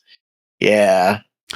But don't know what the Giants are going to do. They need a quarterback, but they'll get the best available. So, anyway, I think this is going to be one of the most fun games in the entire playoffs. I'm salivating for this one. I am ready.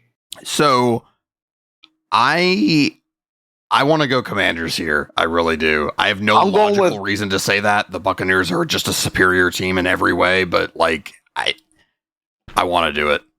Well, the Bucs got a lot of injuries, man. That too, yeah. They lost like pretty much all their receivers, and I think Mike Evans is like at best hobbled. I don't even. They might have lost him for the season. I don't know. That's right. He was hurt, and then he came back, and then he got the 1,000 yards, and everybody was freaking out. Yeah, he's like their one receiver. Everybody else is like dead. Like Chris Godwin tore his did he tore his ACL or he broke his ankle or whatever? Like he's gone, and then thing. yeah, that broke my heart. Yeah, you don't even need sound. It's Chris Godwin. He had the awful leg injury, and he looked at his trainer who had just helped him basically spend something like 2 straight years rehabbing his leg, and just said, back to work. Damn. That is like, somehow to me, that's like more devastating than watching somebody cry. Like, that's just awful. It feels like annoying. Like it comes off as like, okay, this is an annoyance, but it comes off as like a form of macho, but also just like straight up like professional. Like, hey, yeah, shit happens. Let's get it. Let's keep going. Let's get back to work. Because it's the crying part that rips my heart out. Oof. Chris Godwin is one of my low favorite underrated players. By the way, he was like something like he was like the number 2 receiver in the NFL this year when he got hurt. He was awesome, and just an awesome guy too. Anyway, yeah, I really want to pick the Commanders in this game. I'm going with the Commanders because I think I love the awesomeness and the aura surrounding Baker, but I think the injuries are just going to be a little bit too much for them to overcome, like for the offensive side of the ball. So I'm going with Commanders. Yeah. Yep. All right. Eagles and Packers. Packers snuck in. They're really, really banged up. We're not even 100% that Jordan Love's going to play. Do they have any chance here? Wait, they're not sure. Oh, that's right. He got hurt. Oh, yeah. Well, the Packers have a decent defense. And Christian Watson tore his ACL. Okay, yeah, they're done. Eagles. That defense is ferocious. Have you seen Jalen Carr wreck games? Yeah, I was going to say the Eagles have, like, I'm looking at all these different defensive stats here, and the Eagles lead the NFL in, like, most of them. Shoot, that defense might be better than the time when they won the Super Bowl. It's very, very good. They're second in points, first in yards by like about 40 yards or 30 yards. No, 30, yeah. And they still got Jalen Hurts that can throw and run the rock. And they allowed under 3,000 passing yards total on the season. Plus their secondary is pretty good too. And they still got AJ Brown. Yep. Is Hurts legit? Yes. He took him to the Super Bowl. With his arms and his legs. He's legit. Same thing. He's another guy that, like, I think a lot of analysts don't seem to like. But is he like a perennial MVP? Maybe not. But he's not in my mind, he's the perfect quarterback for that team. Like, he wins games. Like he's got that it fact. He can throw a pretty good deep ball. Yeah. But like he can run though. Like, and sometimes when it comes to playoffs, you need grit plays. Like it's 3rd and 3, it's cold outside, you're down by 3, offensive line is tired, the defense is tired and stuff. What's the last thing the defense wants to do? Chase after a running quarterback. And plus, Saquon Barkley. Done. Yeah. As someone who forgot about him this year in fantasy, like, holy crap, man. Yeah. So, dude is the truth. He is. he took the Giants offense with him. Same thing, like Daniel Jones, Saquon. Dude, Ravens and Eagles this year, coming into this year, both bought low on like talented veteran running backs because the market on them had just bottomed out, and they both drew pocket aces. They made like Saquon and Henry made running the football cool again. They really did. Yeah. All right. Yeah. Eagles are winning this game. It's not going to be close. Yep.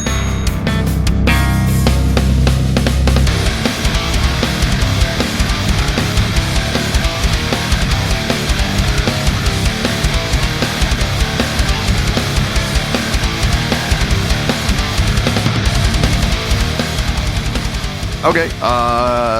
This is the ultimate vibes matchup. Lions. Commanders.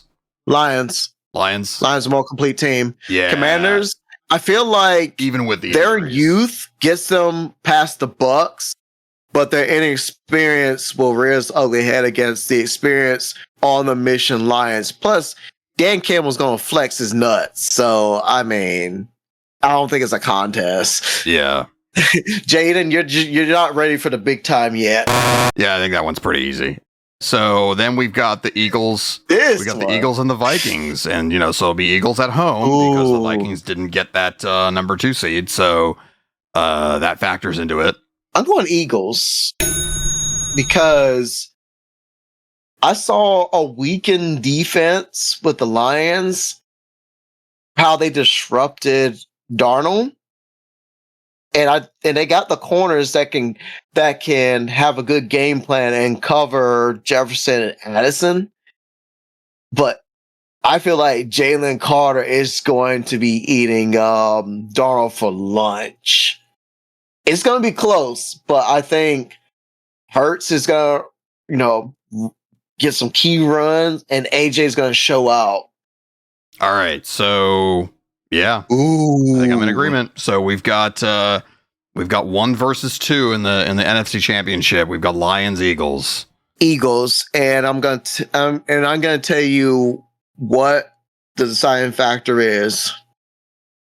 I would give it to the Lions if they had Aiden Hutchinson. Yeah. Without Hutch, I don't think they break through that ceiling. I feel like this is where they'll feel his absence the most. And plus that defense, I don't know how Goff is going to react. Yeah, that's because that defense is just ferocious. Yeah, the Eagles are known for their defense. They're known for their ability to prevent opposing teams from passing. Plus, they're going to have less. Plus, their opposing team is going to have less opportunities because ball control with running the football. Yeah. But the flip side is, like I said, the Lions are like the ultimate vibes team, and they are underdog. I mean, not just vibes. Like vibes is bad analysis, but like, Dan Campbell like just knows what buttons to push with those guys, and their offense and defense is just unbelievably well coached. Like they get 110% out of pretty much everybody on the roster every game. That's true. That's true. More than any other team, and that's all coaching.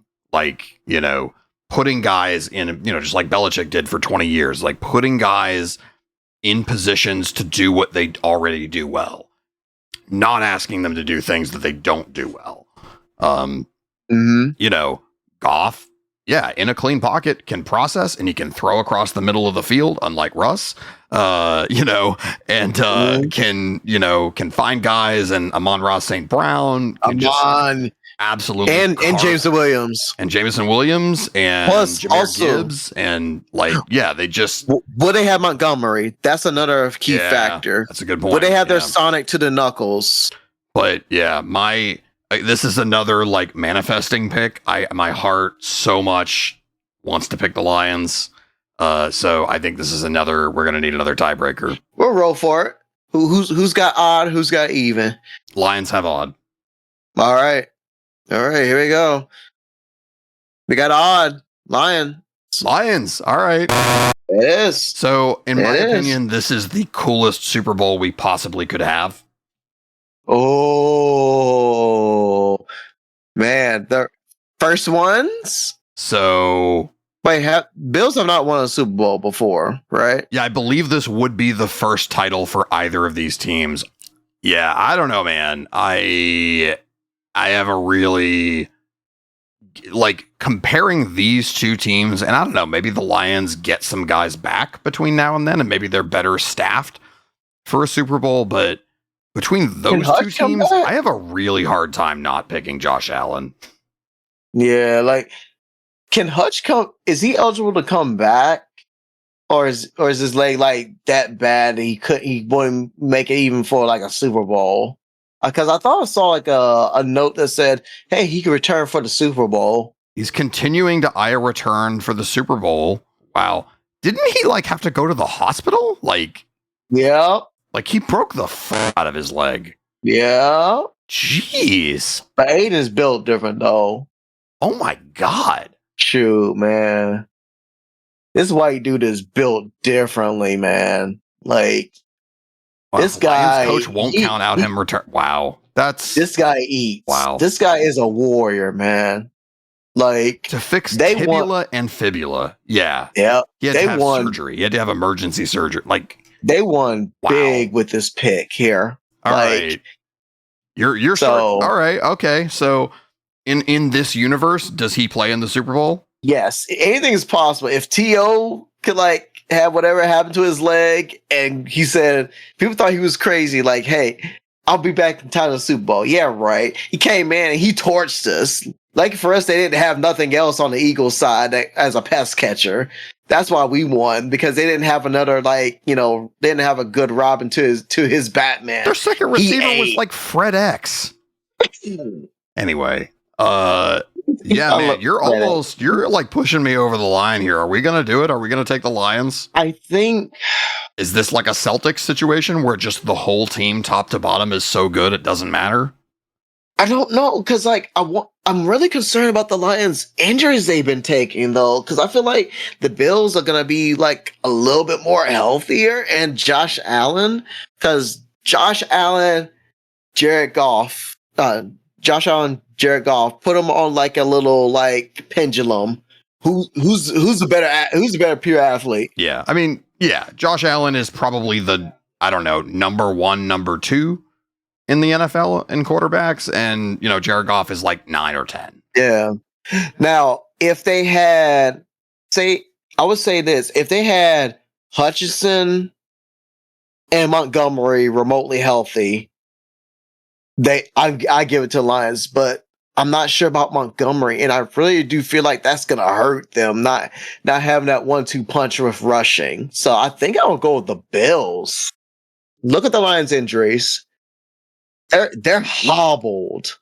Like they have an infirmary. It was something like they had 12 players on defense injured or something. Yeah. Mm-hmm. So yeah, if we look at their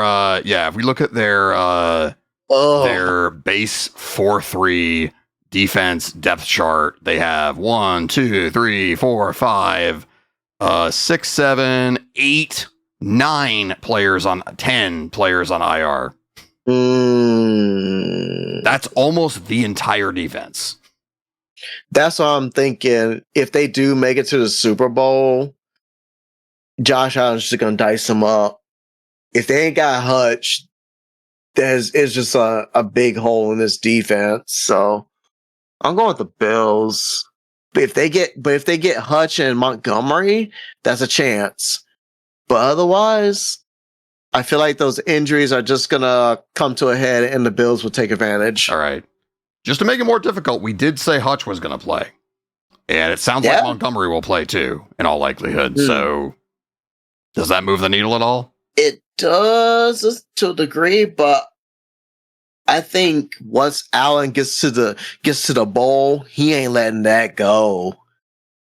So I'll go with Josh Allen. All right. And you said you ain't betting. You can't. It's hard to bet against him. Yeah, that was my initial, and then you like convinced me to pick the Lions, and then you convinced me to pick the Bills again. I overanalyze, analysis paralysis. I'm sorry. That's what we love. This is some good content here, man. All right, I think the fun game is we can, since we aren't doing this on the bracket, we can each pick a final score for this game, which I guess doesn't really matter unless the game actually happens in real life, but I think it's kind of fun. So what's your final score?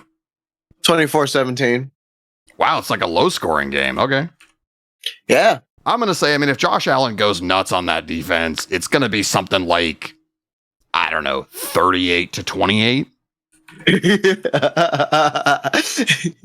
Oh, Bills. Seems like you subconsciously want to pick the Lions. Yeah, I really do. I do. Shoot, go pick the Lions, man. We'll see whose pick works out. Do it for the content, damn it. All right. The Lions win 38-28. Yeah, we don't have to do a tiebreaker on this one. We this is the team we were riding with. Yep. All right. So the tiebreaker on the bracket here is total points scored in the entirety of the playoffs. Damn. So that is 13 games. So I'm not going to sit here and look at betting numbers and shit, but I would think an average NFL game is what? If the average NFL game is something like 24 to 20, 45-ish points is probably roughly average for an NFL game. So 13 games. So if we want to say 500. That's roughly 585 points if you just take that. And again, this is I'm not even looking at data for what is actually average for NFL scoring. I'm just kind of winging it here, back of the napkin. Well, so 640. 640. All right, so you're thinking the playoffs are going to be really high scoring. Yeah. If we were like real fucking OGs and wanted to sit here for another hour, we would pick a final score for each of these picks we made and then add all of that up. But we're not going to do that. Oh, forget that, man. You can also go and bet with DraftKings to go and see if you make any money off of your. No, F me. I refuse. No, MGM bet. Okay, so we do have the option of creating another bracket. So what I'm going to do is I'm going to fill this out. So this will be another fun thing to track. Is I'm going to fill this one out completely at random. You fill me in. So we're going to go quick bracket, easy options. Yep. What does it say? Chalk? Chalk is you just take the higher ranked opponent. We're going to pick random. So we're going to pick every single matchup at random. See, I didn't actually know that about the chalk. Right. So this has the Eagles beating the Steelers in the Super Bowl. Oh, wow. Hey, as Urinating Tree says, the Steeler bullshit is real. All right, so we got a random number generator here. I'm going to say a random number between, 500 and 700. 525,600 minutes. So 613 is our total score for the playoffs. So That's funny. I was just going to throw 600 up there at random. Just to dial in on this bracket for a minute, this has the Steelers beating the Chiefs in the second round. Hey, that's when Patty Mahomes those 4 picks and fumbles twice. I feel like that's an upset for reasons I don't yet know. No, this has the Steelers' path to the Super Bowl in this bracket is they beat the Ravens on the road, and then they beat the Chiefs on the road. I mean, hey, this is like when TJ Watt just goes absolutely nuclear and becomes a first ballot Hall of Famer. TJ Watt has 5 sacks in every game. He'll do it too. And then gets hurt on the last play against the Chargers in the AFC Championship game, and then misses the Super Bowl. And the Eagles win 35-5. 5? Yeah, they get 1 safety. Yeah. No, 1 safety and 1 field goal. No, what happens is they do so bad in the first half of Russ. They put Russ in there and he mounts a comeback, but they just fall short. That's my final score. I'm picking the Eagles win 35-5. Oh, that's stupid. I love it. I put 30-13. I was going to say, and now all you have to do is go make you a DraftKings account. I think my wife would banish me to the Shadow Realm, and the Shadow Realm, I mean the couch. I'm be honest. I think I would genuinely enjoy just taking cash out of the bank in random amounts and then setting it on fire in the parking lot. I think I would actually enjoy that more than gambling. If you decide to do that, just give it to me instead.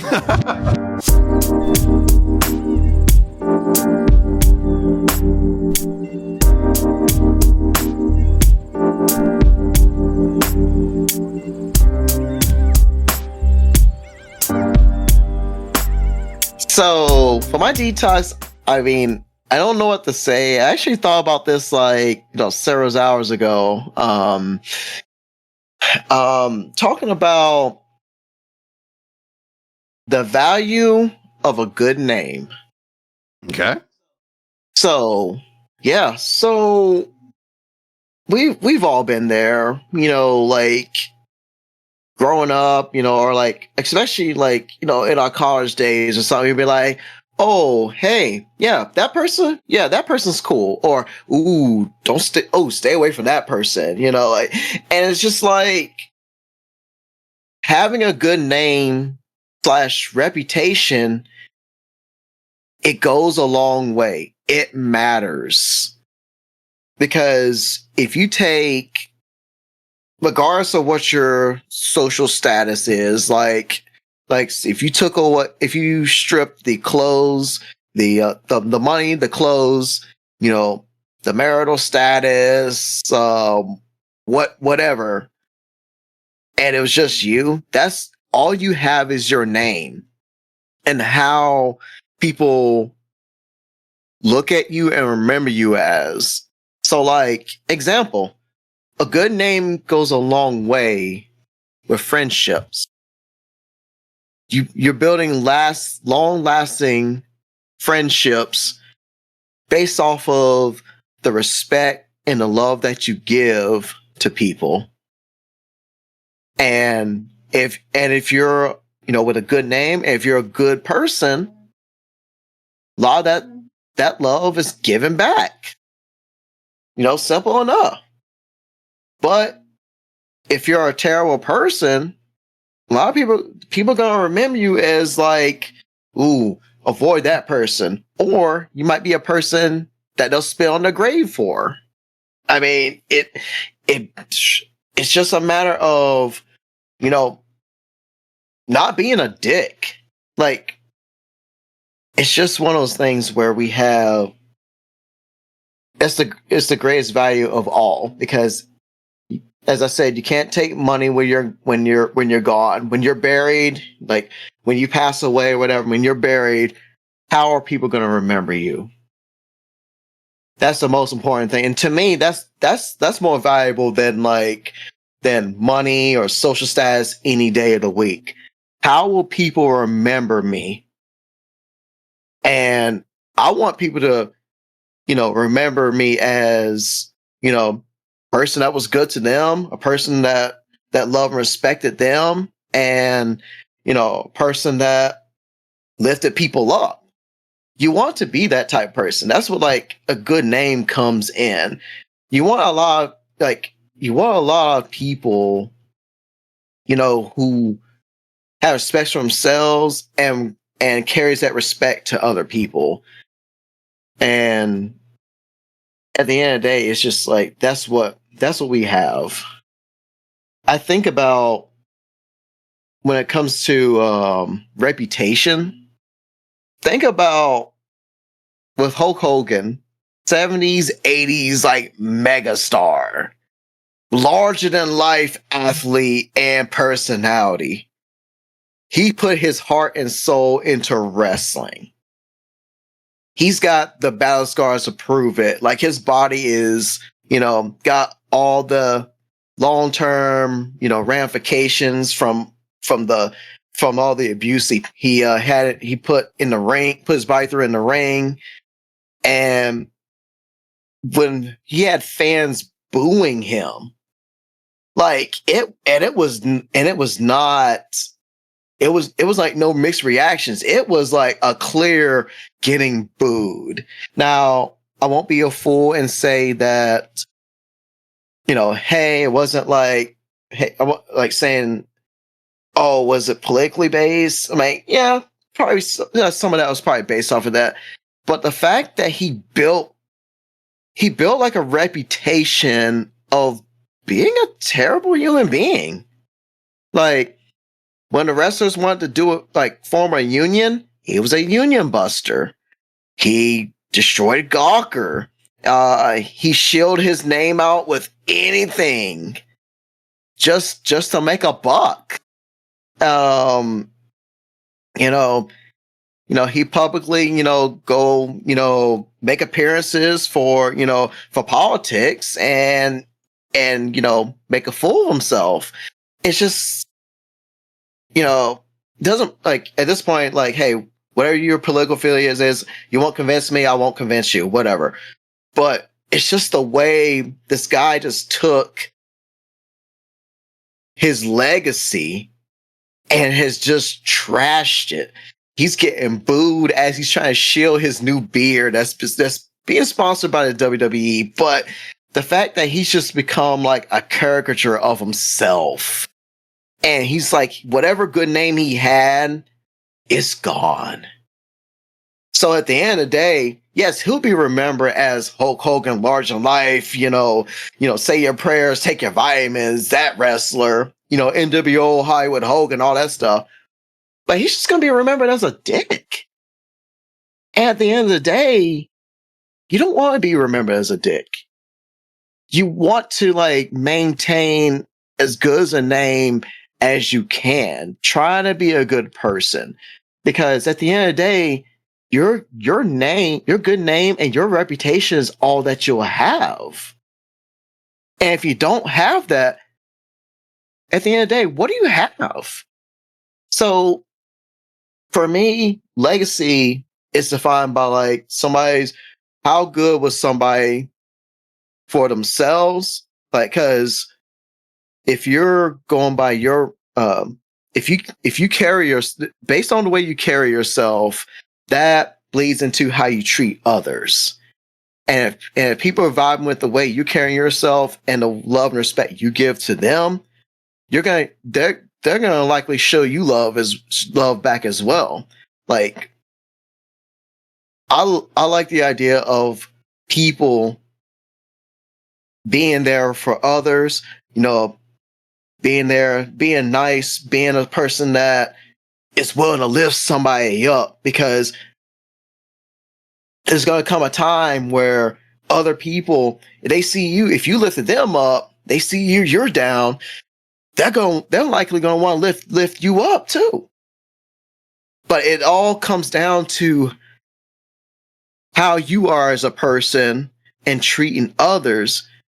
And you can't have that unless you have that good name attached to you, because it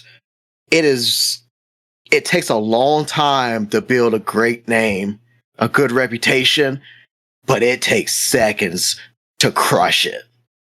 So they say patience is a virtue, but so is establishing and maintaining a good name and a good reputation.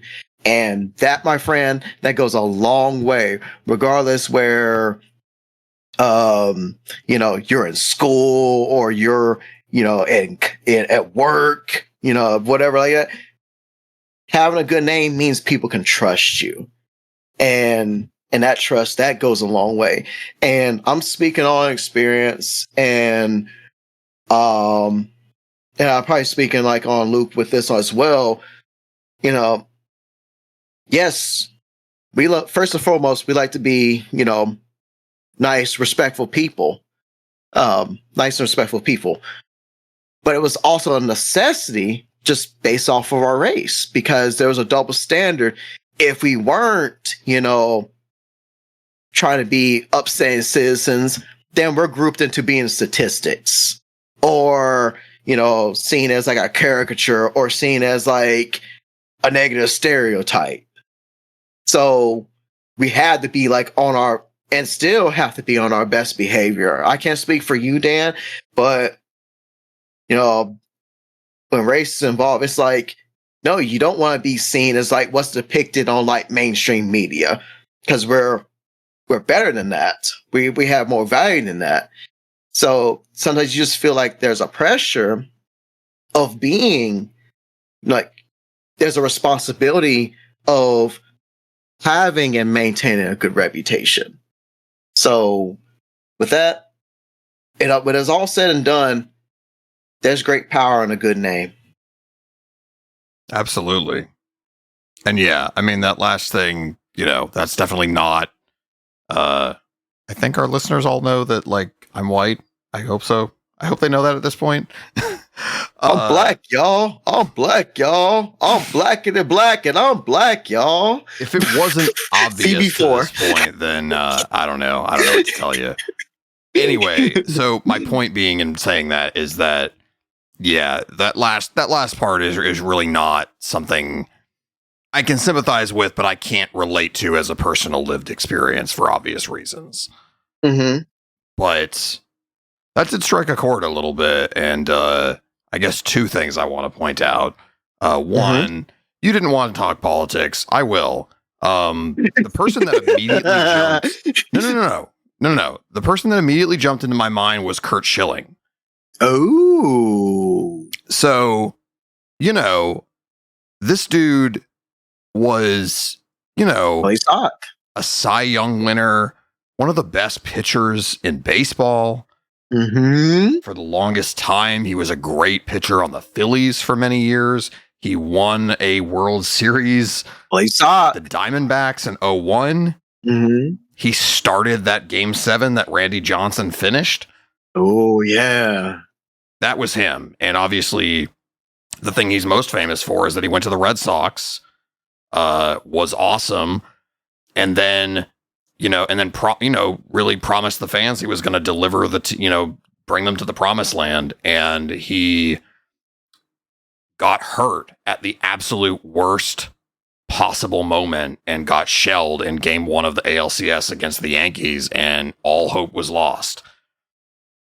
And some doctors came up with some crazy shit and were like, hey, what if before each game we just sutured your ankle tendon back in place, and left that shit raw so you can actually push off your foot and deliver power when you deliver the ball to home plate?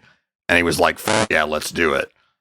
And I don't know. There's been some people since then that have said that he painted blood onto his sock. I don't know how true any of that is. You can't paint that. That was blood. That's real. Come on. But whether that's true or not, the suturing, that whole thing, that was real. That actually happened.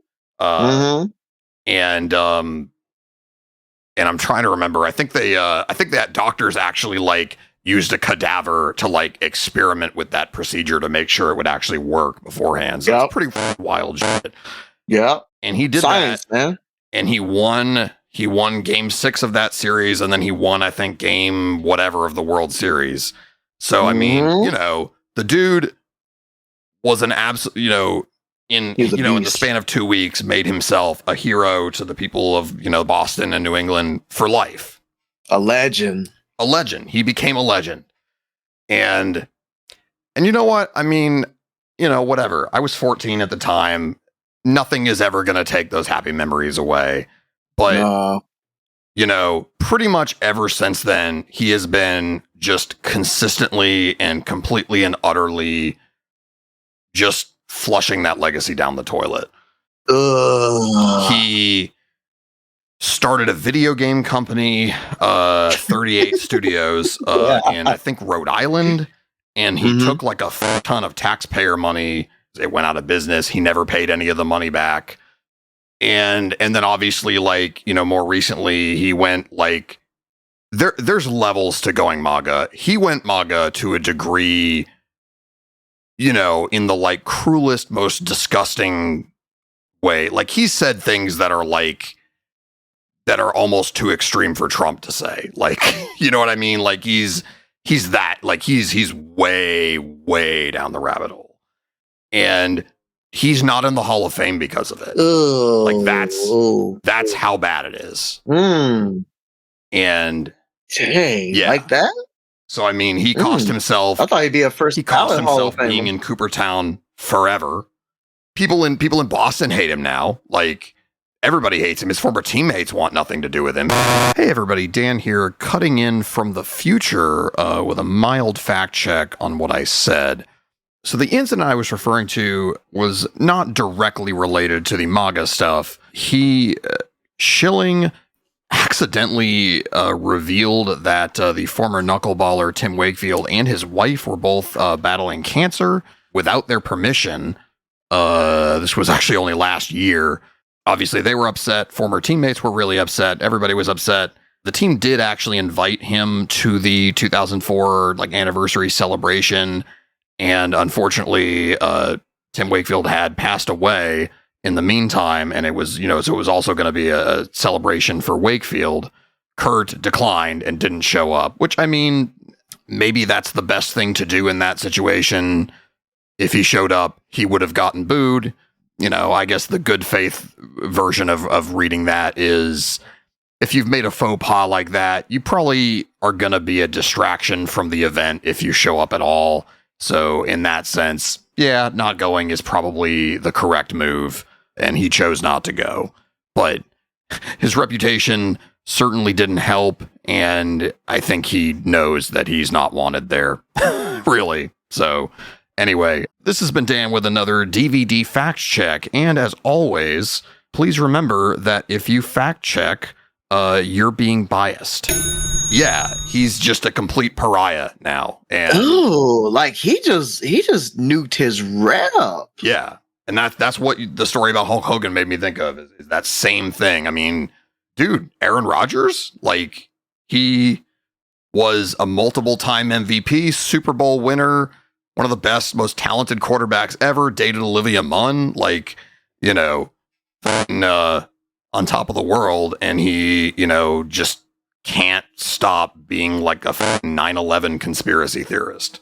Like, he's got the brain rot so bad, and it's like taken over his life, and he's going to retire from football this offseason and just go do that full time. That's the thing. Like you can have all the accolades in the world, but you strip all that. Who are you? And the other aspect of it. So, you know, I'm a very like sort of logical, analytical, you know, fact-driven, data-based kind of person. So I'm not really like a person who buys into a lot of like what I would call like crunchy woo-woo shit. I mean, that's a fact. I believe that. You know, I've never been religious or spiritual really. But you know, like I've definitely over the years had like heard people talk about the idea of like manifesting. And you know, it's the idea of like the energy that you put out into the world in some way comes back to you in this, you know, in a similar form. Karma. And I mean, you know, the classic sort of example is like, you know, It's a Wonderful Life, the movie is like a parable about this guy who treats people well always, and then life just shits on him over and over and over and over again. And when he's like at his limit and he's ready to give up, suddenly all of those good deeds that he put out into the world come back and pull him back from the edge. Literally, actually. And, you know, that's a reason that's like a timeless, very powerful story that makes everybody cry every time they watch it because, you know, it's, it is true that like I don't believe in manifesting in the concept of like, oh, it's like karma or some sort of like invisible spiritual energy, but people absolutely do respond when you know, all that shit about like nonverbal communication and like are just vibes. Like being there with people, man. People respond to that sort of thing. And if you're able to like project to other people that you're kind and that you're safe, like that goes so far. And yeah, if you're known as someone who is that, you know, people will respond and people will gather around you and absolutely there, you know, in times when things are more difficult, like, yeah, I mean, that energy returning to you can help carry you through difficult times. And it certainly has for me many times in my life. And that's not to say, oh, I'm an awesome person because I put all this good energy out there, but I just mean that like you are though. I've put real effort into cultivating lifelong friendships with people like you and Luke and other, you know, people that we know. And, you know, that the love of that community has brought me back from the edge more times than I can count. And that's all I'm really saying is that to your point, there's tremendous value in that. And the other thing is, you know what, like being that person literally costs no money. Like it don't. It's all in just how you behave and how you treat people. And that doesn't like, it's not like it's more expensive to be nice than it is to be a jerk. Like it literally costs nothing. Yeah. Love don't cost a thing. Luke, since you're our honorary guest tonight, you got anything to add on that or any personal experience or anything like that? Well, the value of a good name. I would say I wouldn't. I get what you're saying. I guess I wouldn't say my name per se as much more as my reputation or being that's synonymous. Yeah. Fair enough. But like generally, the way I carry myself is I I mean, I'm a bit of a hot mess, regardless. But We all are. We when are. I, Yeah. but like when I say I'm going to do something, I try to follow through and I try to do it. There you go. And I A lot of people mean, don't have that. I'm not. I mean, that just attributes to me being raised by old people. But like, Again, you'll be amazed at who don't have follow through. I mean, even at a base value, even if you want to take it like to its logical conclusion, if you're not a dependable person, then you can't expect to be able to depend on others because people can't depend on you. Bingo. So, like, at just looking at it that way, if you at the very least go, okay, I want to at least be able to come through with some people, even if, I'm not looking for transactional favor returns, but, at the very least, just to be like, hey, I care about like 5 people. I want to make sure these 5 people know that I've got their back regardless. Mm-hmm. And that's kind of like where I'm at. Like, I have a couple of family members. I have my small little friend group that, if y'all need me for something, if I can make it happen, I will try to make it happen. If I can't, I'll let you know ahead of time. But like, because at the end of the day, you can't go through life alone.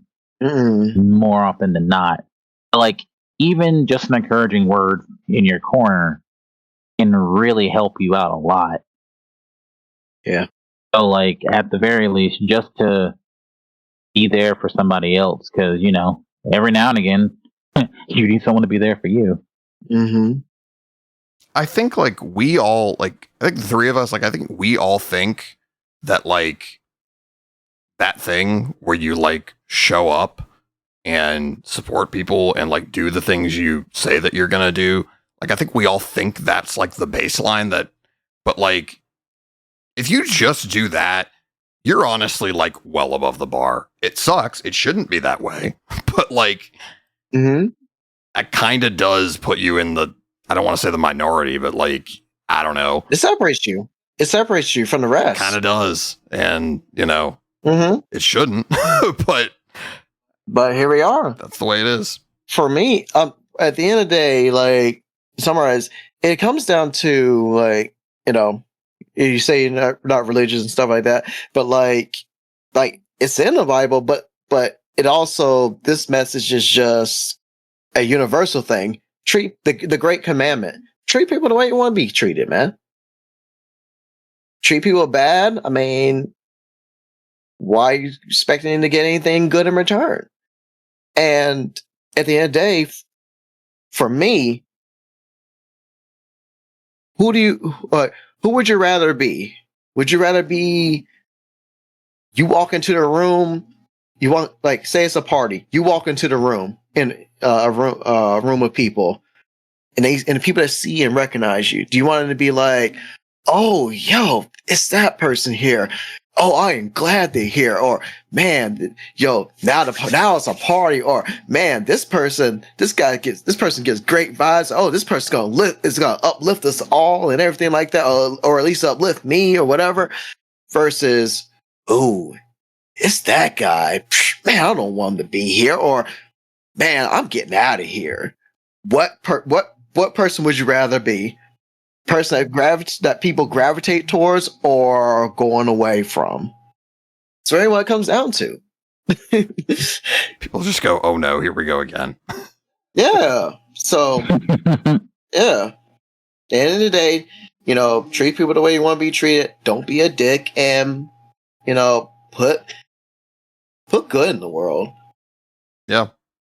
And the right people will see that. And just, don't be nice just, to get something in return. Just do it because you want to. Because for me, I don't see myself as a temptation it is for me. I feel like I'm speaking on therapy session here, but as much as I would want to be like an angry person for people who do me wrong and this and that, it's not in my personality or my DNA, nor would I feel better about myself if I wasn't the generous person I was. I don't want to be the antithesis of that, because that ain't me. It never was me. So I don't want to, join in on the party of like antagonizing people, antagonizing any person that's ever done me wrong. I want to be able to rise above that. I want to maintain as Luke said, the the lessons that the old folks taught me. Well, what my parents taught me, what my grandparents taught me, like relatives, friends, everybody in between, who shaped me or who I am today. I want to make sure that I maintain the good name that I have built, but maintain the person who I am, and not let people take me out of my element. I don't want to be like, oh, can't beat them, join them. No, I don't want to do that. Instead, when it gets at its hardest, remembering the person who I am, being the nice, generous person that I am, and maintaining that no matter what. Because at the end of the day, like having like my friends or like a village to help lift me up, and as I'm trying to help lift them up. And at the end of the day, not feeling alone and feel like I can conquer anything. And that just coming down to me having and maintaining my good name and my reputation. Roll credits. I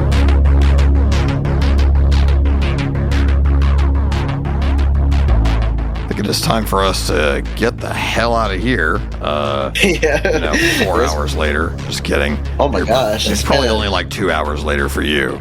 Yeah. But, this has been an absolute blast, as always. Absolutely. I love doing this, and I'm never going to stop until they drag me away from my mic. Edge? Play Edge / Rom Zombie? Never gonna stop me, never gonna stop me. Oh, man. Oh, good. I'm thinking of Ozzy. All my life I've been over the top. I don't know what I'm doing. All I know is I'm not going to stop. Oh. Mm-hmm. I don't want to stop. Anyway. And while I'm on the edge kick, you think you know me. Shout out to also the Alter Bridge. Yeah. Oh, man. Alter Bridge. Anyway. It's been fun. It's been super fun to have our buddy Luke back on the show for the first time in like 7 years. So appreciate you being your on, interest buddy. is the best. Yeah, I just poked my head in the door like, hey, what are y'all up to? Like a turtle. It's been fun. I've been Dan with an AN. I'm in D with 2 E's. And Luke. And I can't be more black than I already am. Y'all have a nice night. That is Well a said. fucking incredible sign off. Oh man, that's wonderful. Good night, everybody. Good night. And I guess you thought I was gonna forget, but I wish I could just hug you all, but I'm not gonna. But someday he will. Shoot, I actually forgot. Man, you remember it? Man, you on the ball, yo. This is the first time you've ever forgotten. I know, right? I forget every single time, and then you remind me. It's like our cliche. It's a new era. It is, yeah. No, I'm actually gonna. It's that's New Balance, where it's like the New Balance is love and hate. Ooh. New Era is the caps. Mm-hmm. Or the hats. Yeah. Take it easy, everybody. Bye.